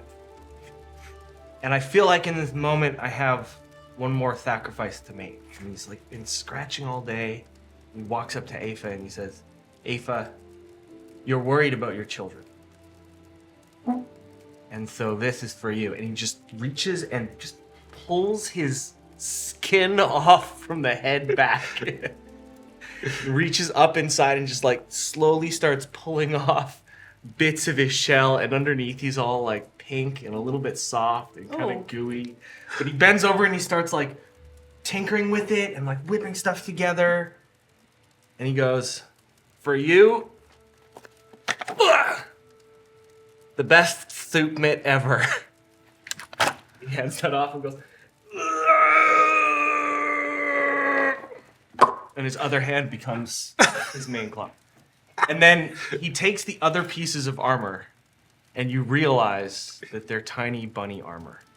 He goes, okay, listen, Thomas, Connor, Patricia, Siobhan, George, Sven, Hugo, Louis, Dwight, Natalie, Cliff, Drew, Carrie, Corey, Barry, Bartholomew, Morgan, Megan, Kieran, Brenda, Maeva. He says the last three to the belly. Yeah. Right? He says, these are for you. And to George, he gives the head, and the 2 holes for the eye stalks. His ears perfectly come out of. And the last thing he gives to Aoife is a belly protection plate, and it's his back plate for her little girls. And as his sacrifice, now he's all soft and squishy, so he's gonna take 1 strain. Amazing. I don't know whether to laugh or cry. Amazing. You can do both. It is okay to do both. That was simultaneously so weird and hysterical, but also really sweet. And then the very last thing that he does is he opens his bathrobe and he says, now children, I have some words of protection for you. They're by an evangelical crustacean-tological rap group called the Wu-Tang Clams. And since everybody knows Wu-Tang is for the children, repeat after me. Rap rules everything around me. Mammals get evolving. Come and be a krill, y'all. They don't quite get it right away. Rap rules everything around me, and they're just so excited. And they're tapping their little armors. And they're just this little rabbit army that's so excited. They're crabbits. Crabbits! Take +1 to your next roll, no matter what. They're crabbits! Also, thank you very much for the limit break. Redemption, thank you, Brave Mortem. Oh my gosh. Amazing. Can I go? Because I'm very moved. Yes. Yes, you may. I'm very moved. So Aoife's just like, this is the nicest thing anybody's ever done for her. She's sacrificed the safety of her children and herself. She sacrificed the present for the future. Because she comes from a long line and culture of folk who are very simple and peaceful and like things the way they are, that are very traditional. And she, in a lot of ways, have followed that, what with her soon-to-be 22 children, and her little farm and her little soup-making stuff. And she could very well just do that. But she knows that if she doesn't fight for what's good, then there's actually no future for them anyway. So she's, sacrificing the present for the future. She's very moved by this.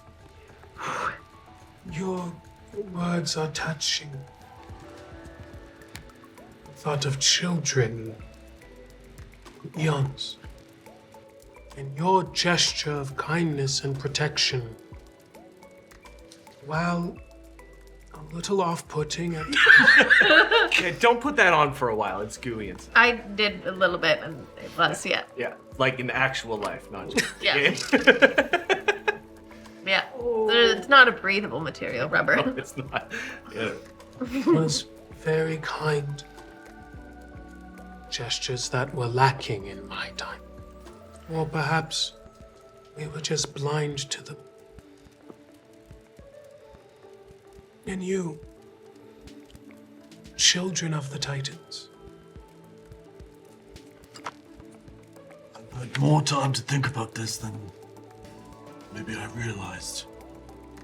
First, I thought I was sacrificing the people of the island, the people I was protecting, to come on this mission for the people of the world. Then I thought I was sacrificing my solitude, my choice to live at the sea, to be with these around me.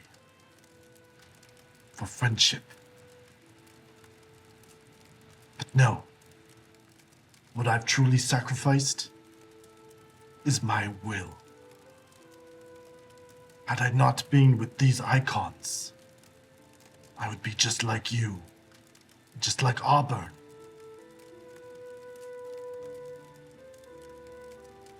My hatred of demons would have compelled me to fight you. To fight her. To kill you. To take your place.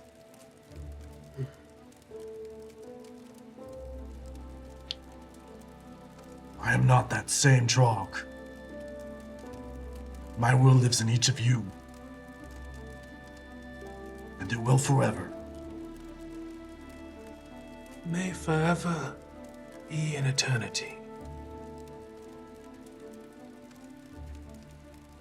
Auburn kind of like takes the cigar out of her mouth, puts it down, stamps it out.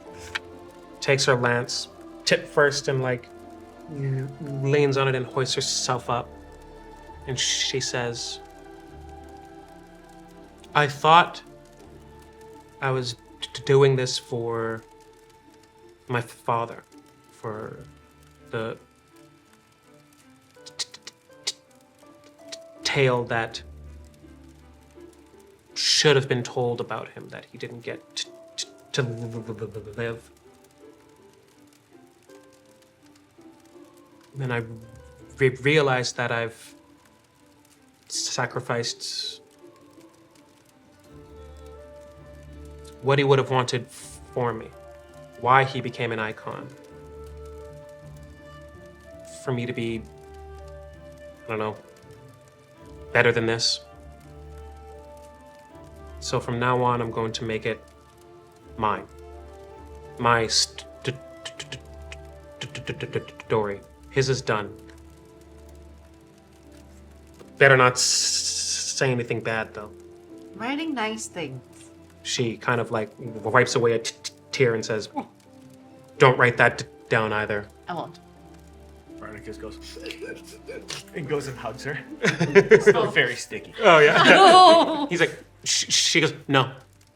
No.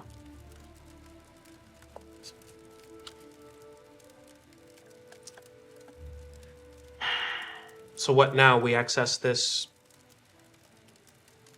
fragment or what? I have one more question for the individual in front of us. The old hermit. Yes. It's kind of similar to the previous question that she'd asked. And I will ask it to you as the GM instead. How do we bring justice for the hermit? Does he... I guess to elaborate on that, my curiosity is, does he want to be freed? Or is he happy to remain here? What does justice for this hermit look like? This has been my justice. I will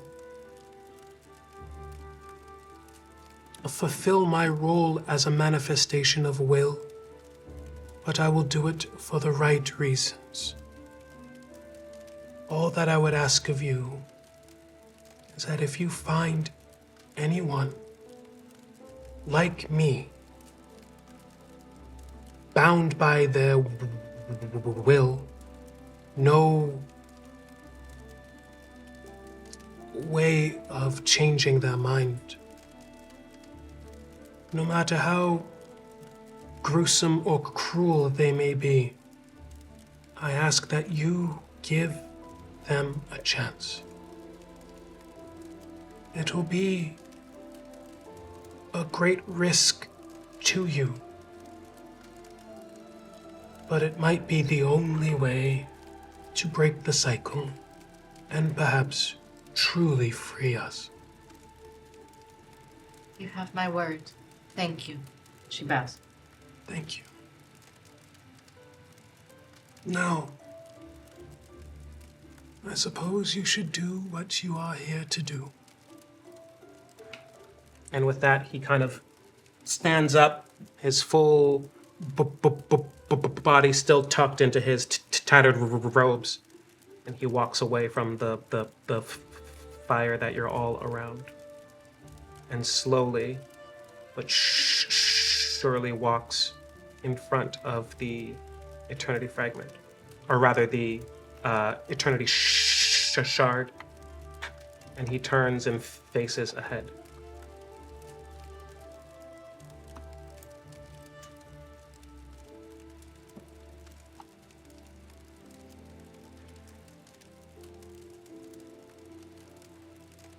Come. We're gonna follow. Yeah. Yeah. Well, that was so deep. We were all just like in a trance there. Oh yeah. We're gonna walk with him. Yes. Yes. We will walk. Lots of We feelings. will do things. I've got a lot. Another special thanks to Jam for another limit break. Thanks, Jam. You have 2 available to you. Woo! And I say this in the nicest of ways. You might need them. Consider us warned. As the old hermit like straightens his back and just... My name is gone. I am only the will of what I once was.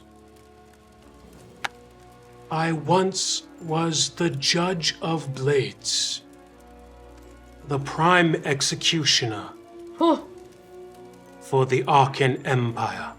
Oh, shit. Those who failed to meet our justice and our law, those who failed to meet our measure of strength, fell by my blade, and I took theirs, its place. A collector.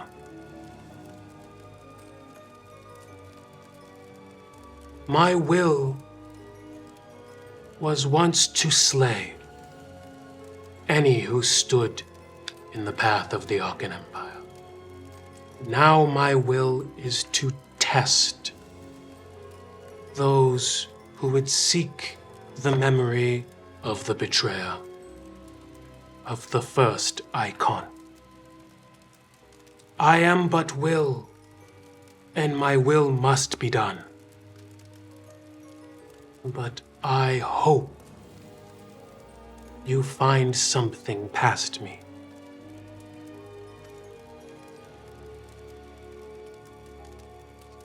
With those final words, he begins to shed the robes out from his body. You, before, when you sensed him and saw that he had no ill intent, his posture has changed completely. You see that, like, that warrior's spirit start to emanate off of him as he draws one blade from his robe, and with his other hand he draws one more, and then with a third hand, one more, and then with a fourth hand, one more. Again. Sorry. Sorry. Thank you to Lawful. Thank you to Lawful Good Dad for the third. Oh damn! And thanks for staying up late with us. As he takes a step up onto a ledge that's not there, and instead of kind of like hitting air, his leg gets longer, and he steps up, and his other leg gets longer. Oh, boy. And he transforms into the demon, the aspect of the blades. And with that, Great. Have at thee. Oh my. what would you like to do? Oh, boy. I rush into the middle of them. You won't have them! and I'm going to command all of his presence to me and have him look directly at me with all 4 blades. Okay. He turns to face you. What role are you? What's happening? I'm sorry. I dropped popcorn down my jaw.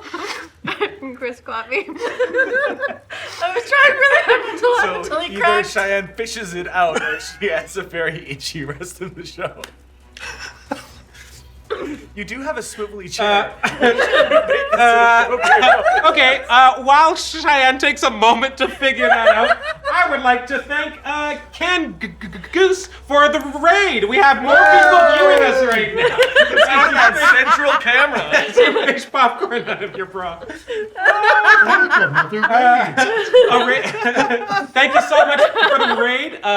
This is Eternity Fragment 2, our love letter to Japanese RPGs. And I'm a professional. We're all professionals. We keep telling ourselves. Whew, all right. So how about that hot tub category? We're selling kernels of popcorn after the show.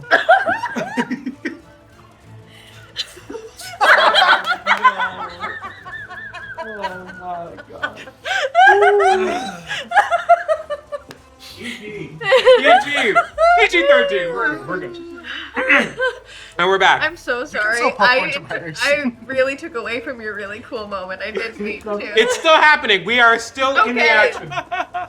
Okay. Focus up. Let's get into the action. As the aspect of blades faces all of you, you pull his attention. What was your role going to be? As I pull his attention, I'm going to manifest my will into everyone around me and give them a +1 die with my command, Okay. Amazing. You which ha- is still a roll. Right. You do have his attention with your words. You're going to take -1, a curse, to this roll. That's fair. Boo. Wait, is he giving me a -1 demon? Yes. Oh. Can he not? Just triggered yourself. You I just can triggered do the something. opposite. When a demon tries to impose their will on a demon slayer, I turn that -1 into a +1. Oh my. I like that. 3 success, so 5 is the best. Amazing. Okay. So you give he kind of goes in for a sweeping strike and you block it back as you kind of echo your will and your strength into all of your allies. Yeah. Okay. Who wants to go next? I'm gonna lash it with the old astral chain marionette. Okay. Yeah. I'm gonna go Geppetto on his ass. With the 4. Let's see that happen. And you gave me a +1 to my next roll. He sure did. I didn't. No, you did. Oh yeah, I did. armor. And then he Right. gave you one as well, so I guess Oh, that's okay. +2. It's all the things. I did. I forgot I did. Yeah, you're right. You're right. So that would be with Excel plus a dice. That's not doing anything. 6. 2 6s! Yeah! That's right. Okay. So this is unreal. You throw it up. He goes to deflect it, and it swerves around him and sends the chains out in a splay, and they all bind his many arms. It's like as many chains as he has arms. It doesn't pick him up, but it goes back and pulls him back.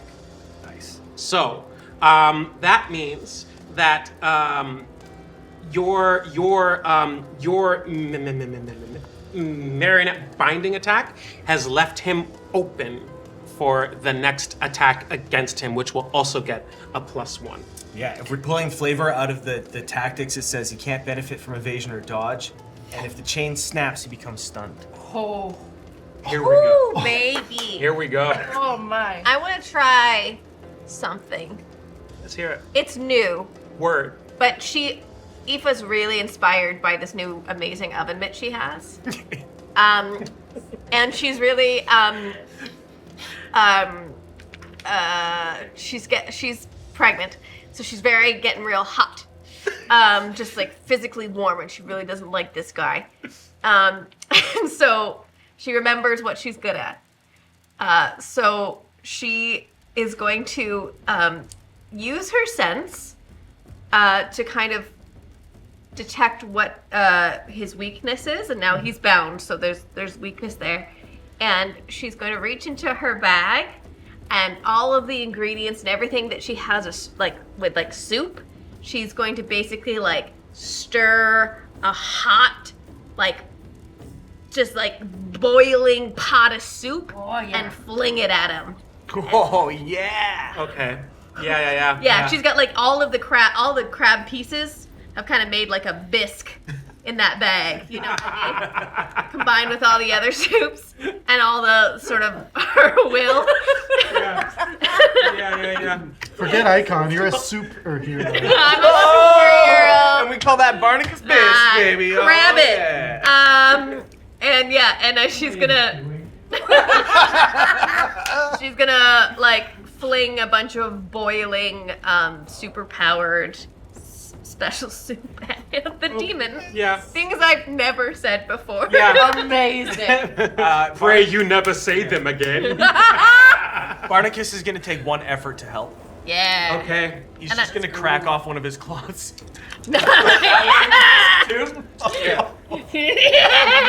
Eva puts them on. She's just like, So, Got mad with power. so the cauldron that comes out of your bag is a surprise to everyone. yeah. The fact that the fire lights underneath it automatically sends everyone like, what? And then you just start to take your ladle, you scoop your hand into the bag and start shoveling ingredients in, and then you start to stir. Oh, there's Malibu meat in there. There is too. mallow in here also. Yeah. Work, Yeah. soup mama. Okay. Ooh. Highest is a 4. Mm-hmm. That'll work. Mm-hmm. 2 3s and a 2. No, plus a 1 from the help, right? So, Yeah, I so added you, a die. Oh, you added so, dice. so, Right. so here's Added what dice, happened. added So here's what happened. You got a +1 from him, Yeah. and you got a +1 because he's open to your next attack. Did you account for those two? I didn't account for that one. Okay. And then do you add a dice or do you add a 1? It's an extra die that you 5. That's how. Oh, damn. That's how it's done. Woo! Okay. Soup's hot, bitch. And that's your catchphrase. As you Someone clip What that. does this splash look like? Like how do you get it from the cauldron onto him? It's like a deep mom squat. Yes. She's got 2 oven mitts, so the cauldron doesn't burn her. She just grabs it from the bottom, and she's a rabbit, so she's bouncy, right? Yep. So when she springs up, it just shoots out, and it's just steam and like bits of like garbled meat and just lava. You send this attack out. It.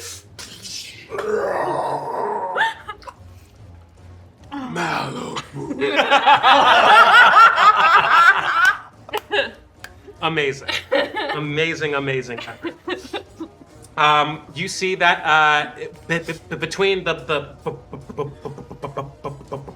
vines that were holding him and the splash that hits him, he is really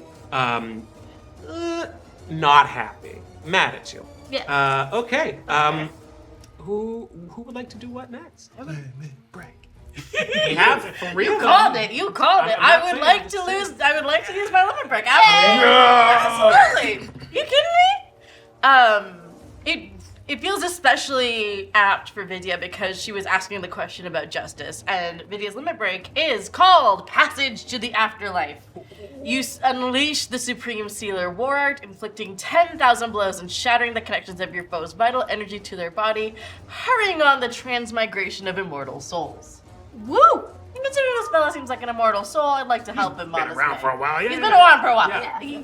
This feels like justice. The last little Okay. kick in the butt. Okay. What does Shuffling this down that road. Shuffle him down that road. What does this attack look like?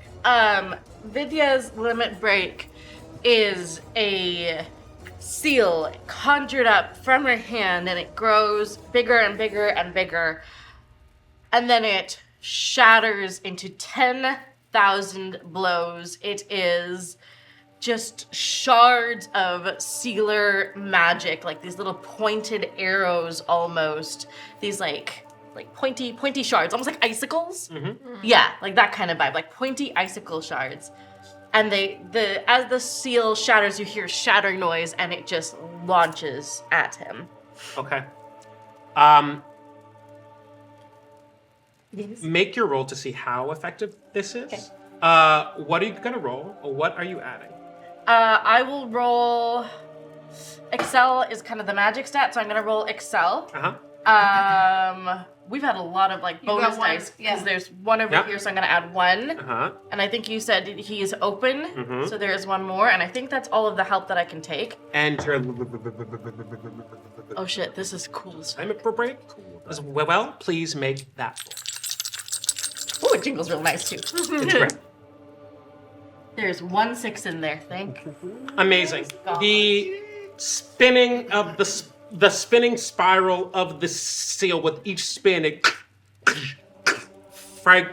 fragments and then breaks. But the shards don't stop the spin as you spin them around yourself and throw them at him. I dropped all of my cards. It's fine. They all go through him. And with each puncture, a rip through him creates a beam of light coming out of his back, and those beams of light wisp and flow into one singular beam that seems to be pulling him into the afterlife, that seemed to be pulling him into a singular point that does not exist on this plane. He is hurt, but he is still standing. You have served. Now be free. And he says, My service is not done until your test is complete. Let's go. okay. The last of you to go. Demon Slayer. Oh, I did my thing. You did your thing, you did your thing, you did your thing, you did Auburn. Auburn. Let's go, girl. Auburn. Yes! Auburn spins her lance around. Her posture gets completely straight. Her feet together locked. And she pulls a bomb out of her Yes, queen. coat and just it lights up automatically, and then she jumps, and she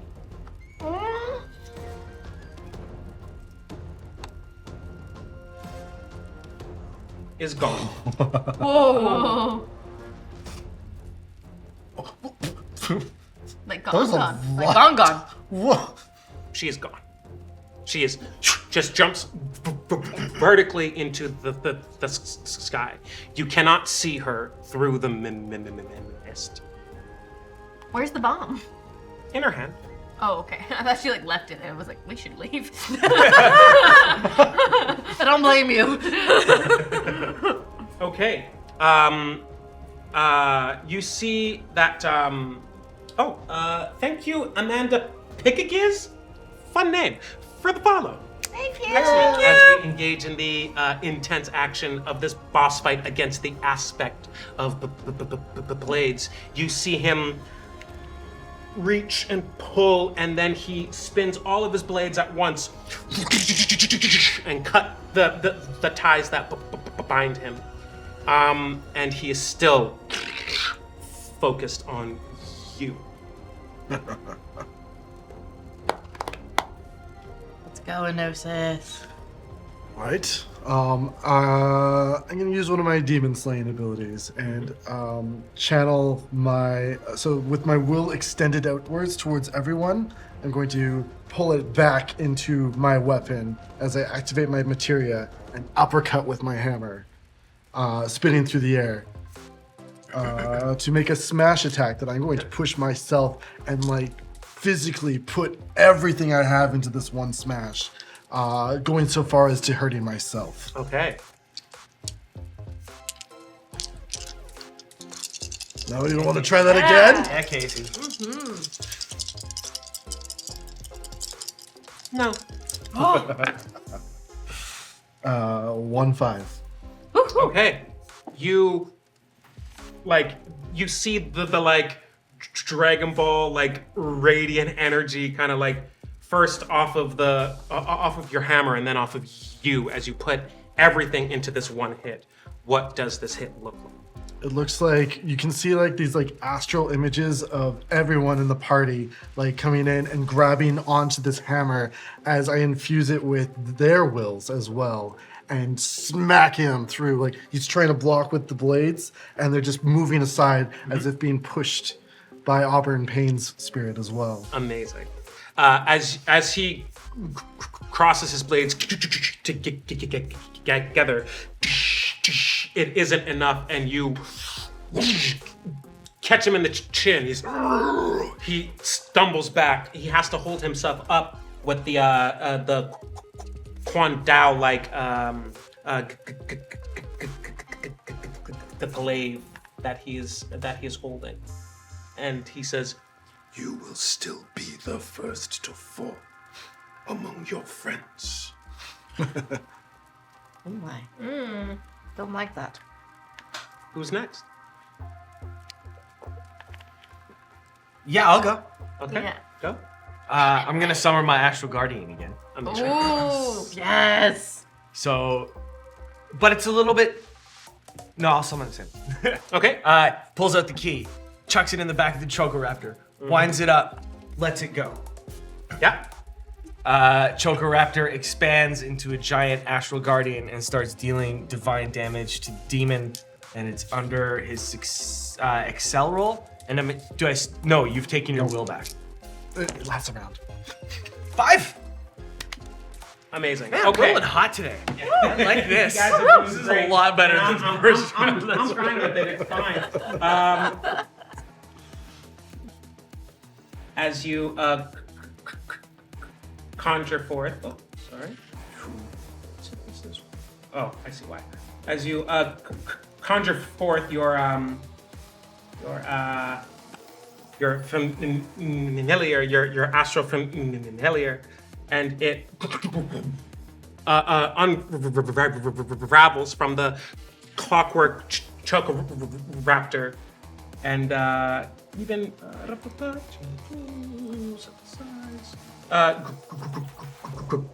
grows in size to face the demon with you. Oh, yeah, look at me. Oh yeah. Okay. It stands on guard, ready to take action. Is that your turn? I think so. Okay. Yeah. Great. I would like to use my limit break. Yes. Right. And it's going to be not as flashy as these other ones, but basically what she's going to do is tap into all of her bond powers, which are about like sensing what's going on with people, right? So really getting into the headspace of people. And her her limit break is called Death Sentence, and it's flash the scythe, and the line between life and death is blurred. So what I want to do, what she's gonna do, is she's gonna focus in like so hard, and she's gonna use all of her like possible sensing powers, and what she wants to do is break his brain. Okay. So she wants to get so in touch with everything that's going on inside him and what his next move is going to be and everything, she's going to get right in there and then blind him, basically, like a high-pitched frequency, like bunny screaming, flash of light, hot burning soup. All the power of a mom scold. Right. Yes. Yeah. Like just Ouch. mom Just scold in. Ouch. She is so disappointed in him. Oh, it's devastating. Okay. Yeah. And she wants to break his brain. That's what I would like to do. Okay. What are you gonna roll to make that happen? I'll roll my sense. Yeah. I'm gonna definitely push. Yeah. And then I would argue that my knack can get applied to that because it's about sensing Okay. invisible or metaphysical objects or forces. Does work. So you get your +2 plus an extra third die, which breaks the game bit, but it is a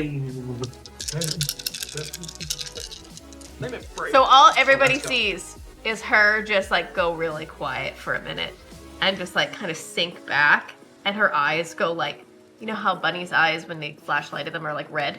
Oh my gosh. Right, red. Amazing. Do your whiskers twitch? Yeah. Oh, One ear. scary. Don't mess with mama. Oh yeah, 6 and a 5. Woo! And 6 4. and a yeah. Okay, so that is a success. You everything goes mute, quiet for him, and then it's just like a sensory overload for him. He can't see anything. He can't hear. What is this? As he is left vulnerable again. Aw. Thank you. You got it. Amazing. He is looking incredibly hurt now. He is he's taking swings at you that aren't hitting anything. You can see them coming from a mile away, and then he starts to try to adjust and try to hear at least, but he can't. So I'm going to use an ability called Deus Ex Machina. At the end of any turn, I can teleport towards a target or teleport them towards me. Uh-huh. So as Cheyenne is using her limit break, I have teleported over to her sack, and I've just got my head in whispering to Bunny. Okay. Yes. What are you whispering? You'll find out. Crazy. Oh, I see how it is. Okay. I feel like I should take that action, let another action happen. And then... Word. Yeah. Okay. So it is then that you see a bomb land right behind him, and it pushes him forward with a blast of arcane energy. He stumbles and staggers through all of you. He manages to he's taking swings, but the concussive hit hurts him a great deal. Who's next? I got something. Do it. I would like to open the gates to the afterlife since I'm attempting to usher this feller along. And what it looks like magically is her hands just like drawing a doorway.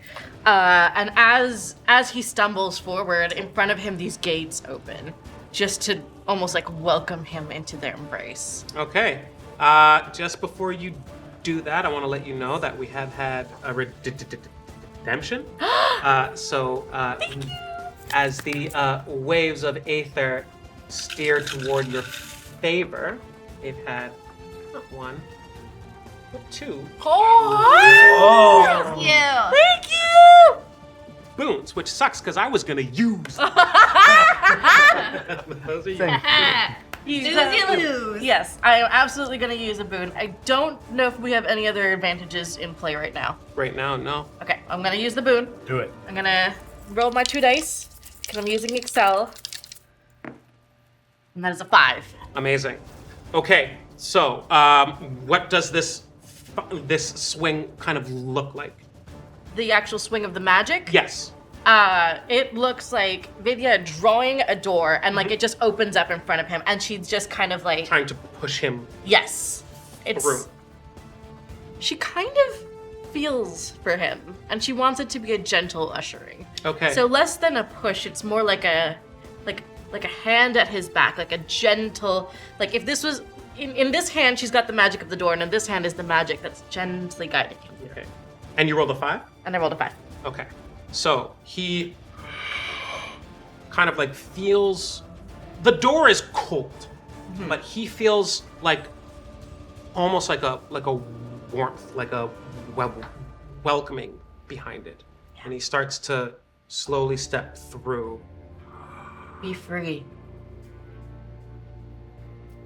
But it wasn't a 6. God damn it! He plants himself.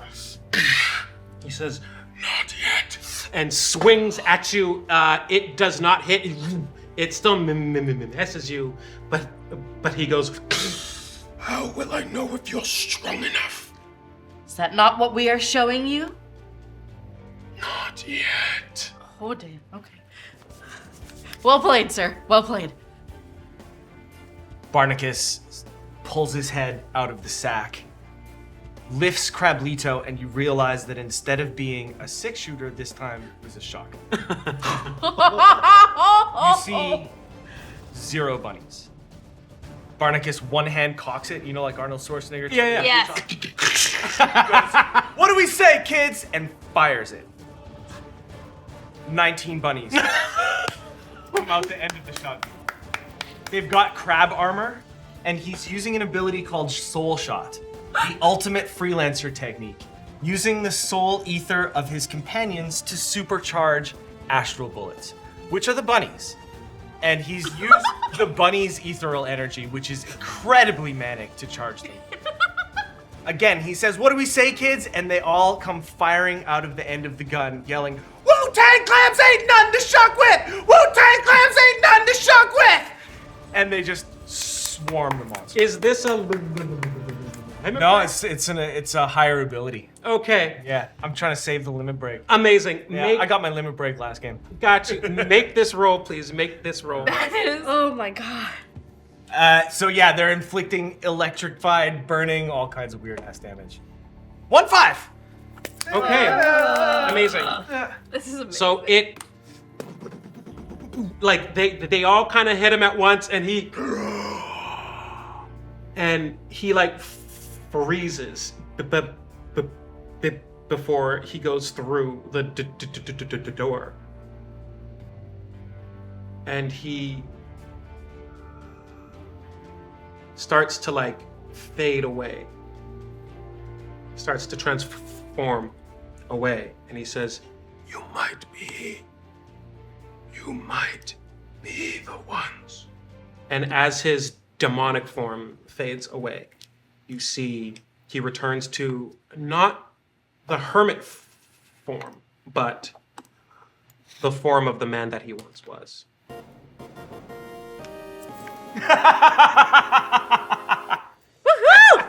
So much.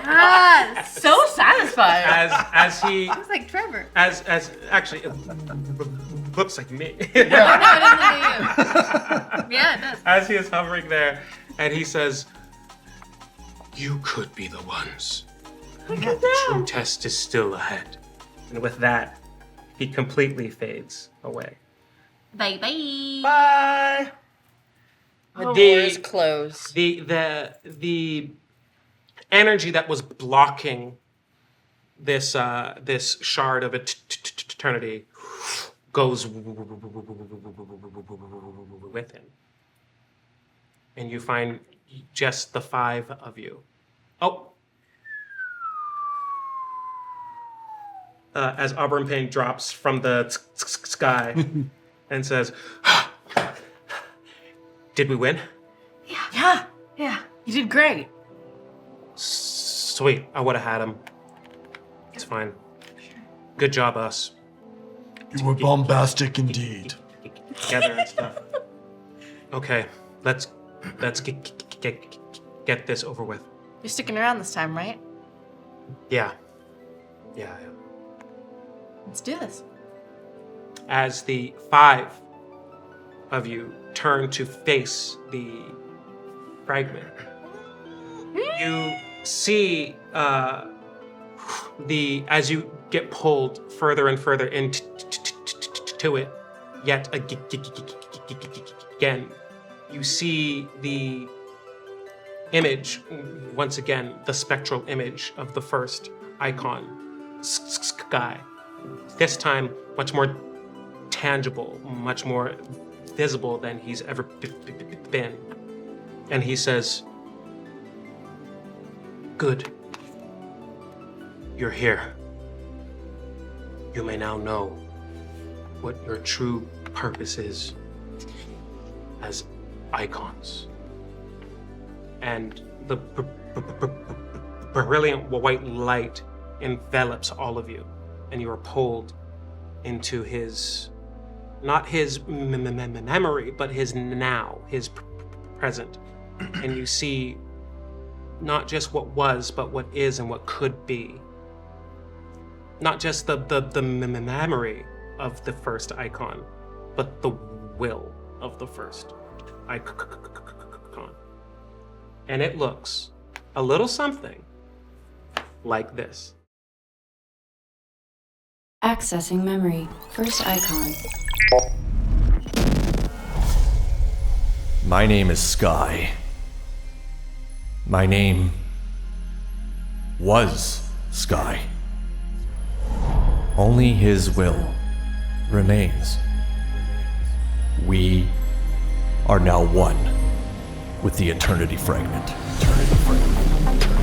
His fight against the Arcade Empire was not good enough. So long as their Magitech remains, it could be used to poison Arden Eld again. We can't allow it. For the Arcade Empire to truly fall, the world of kin must fall with it. Should the stain of Arkin ever return to the world, so shall we. Peace for all eternity.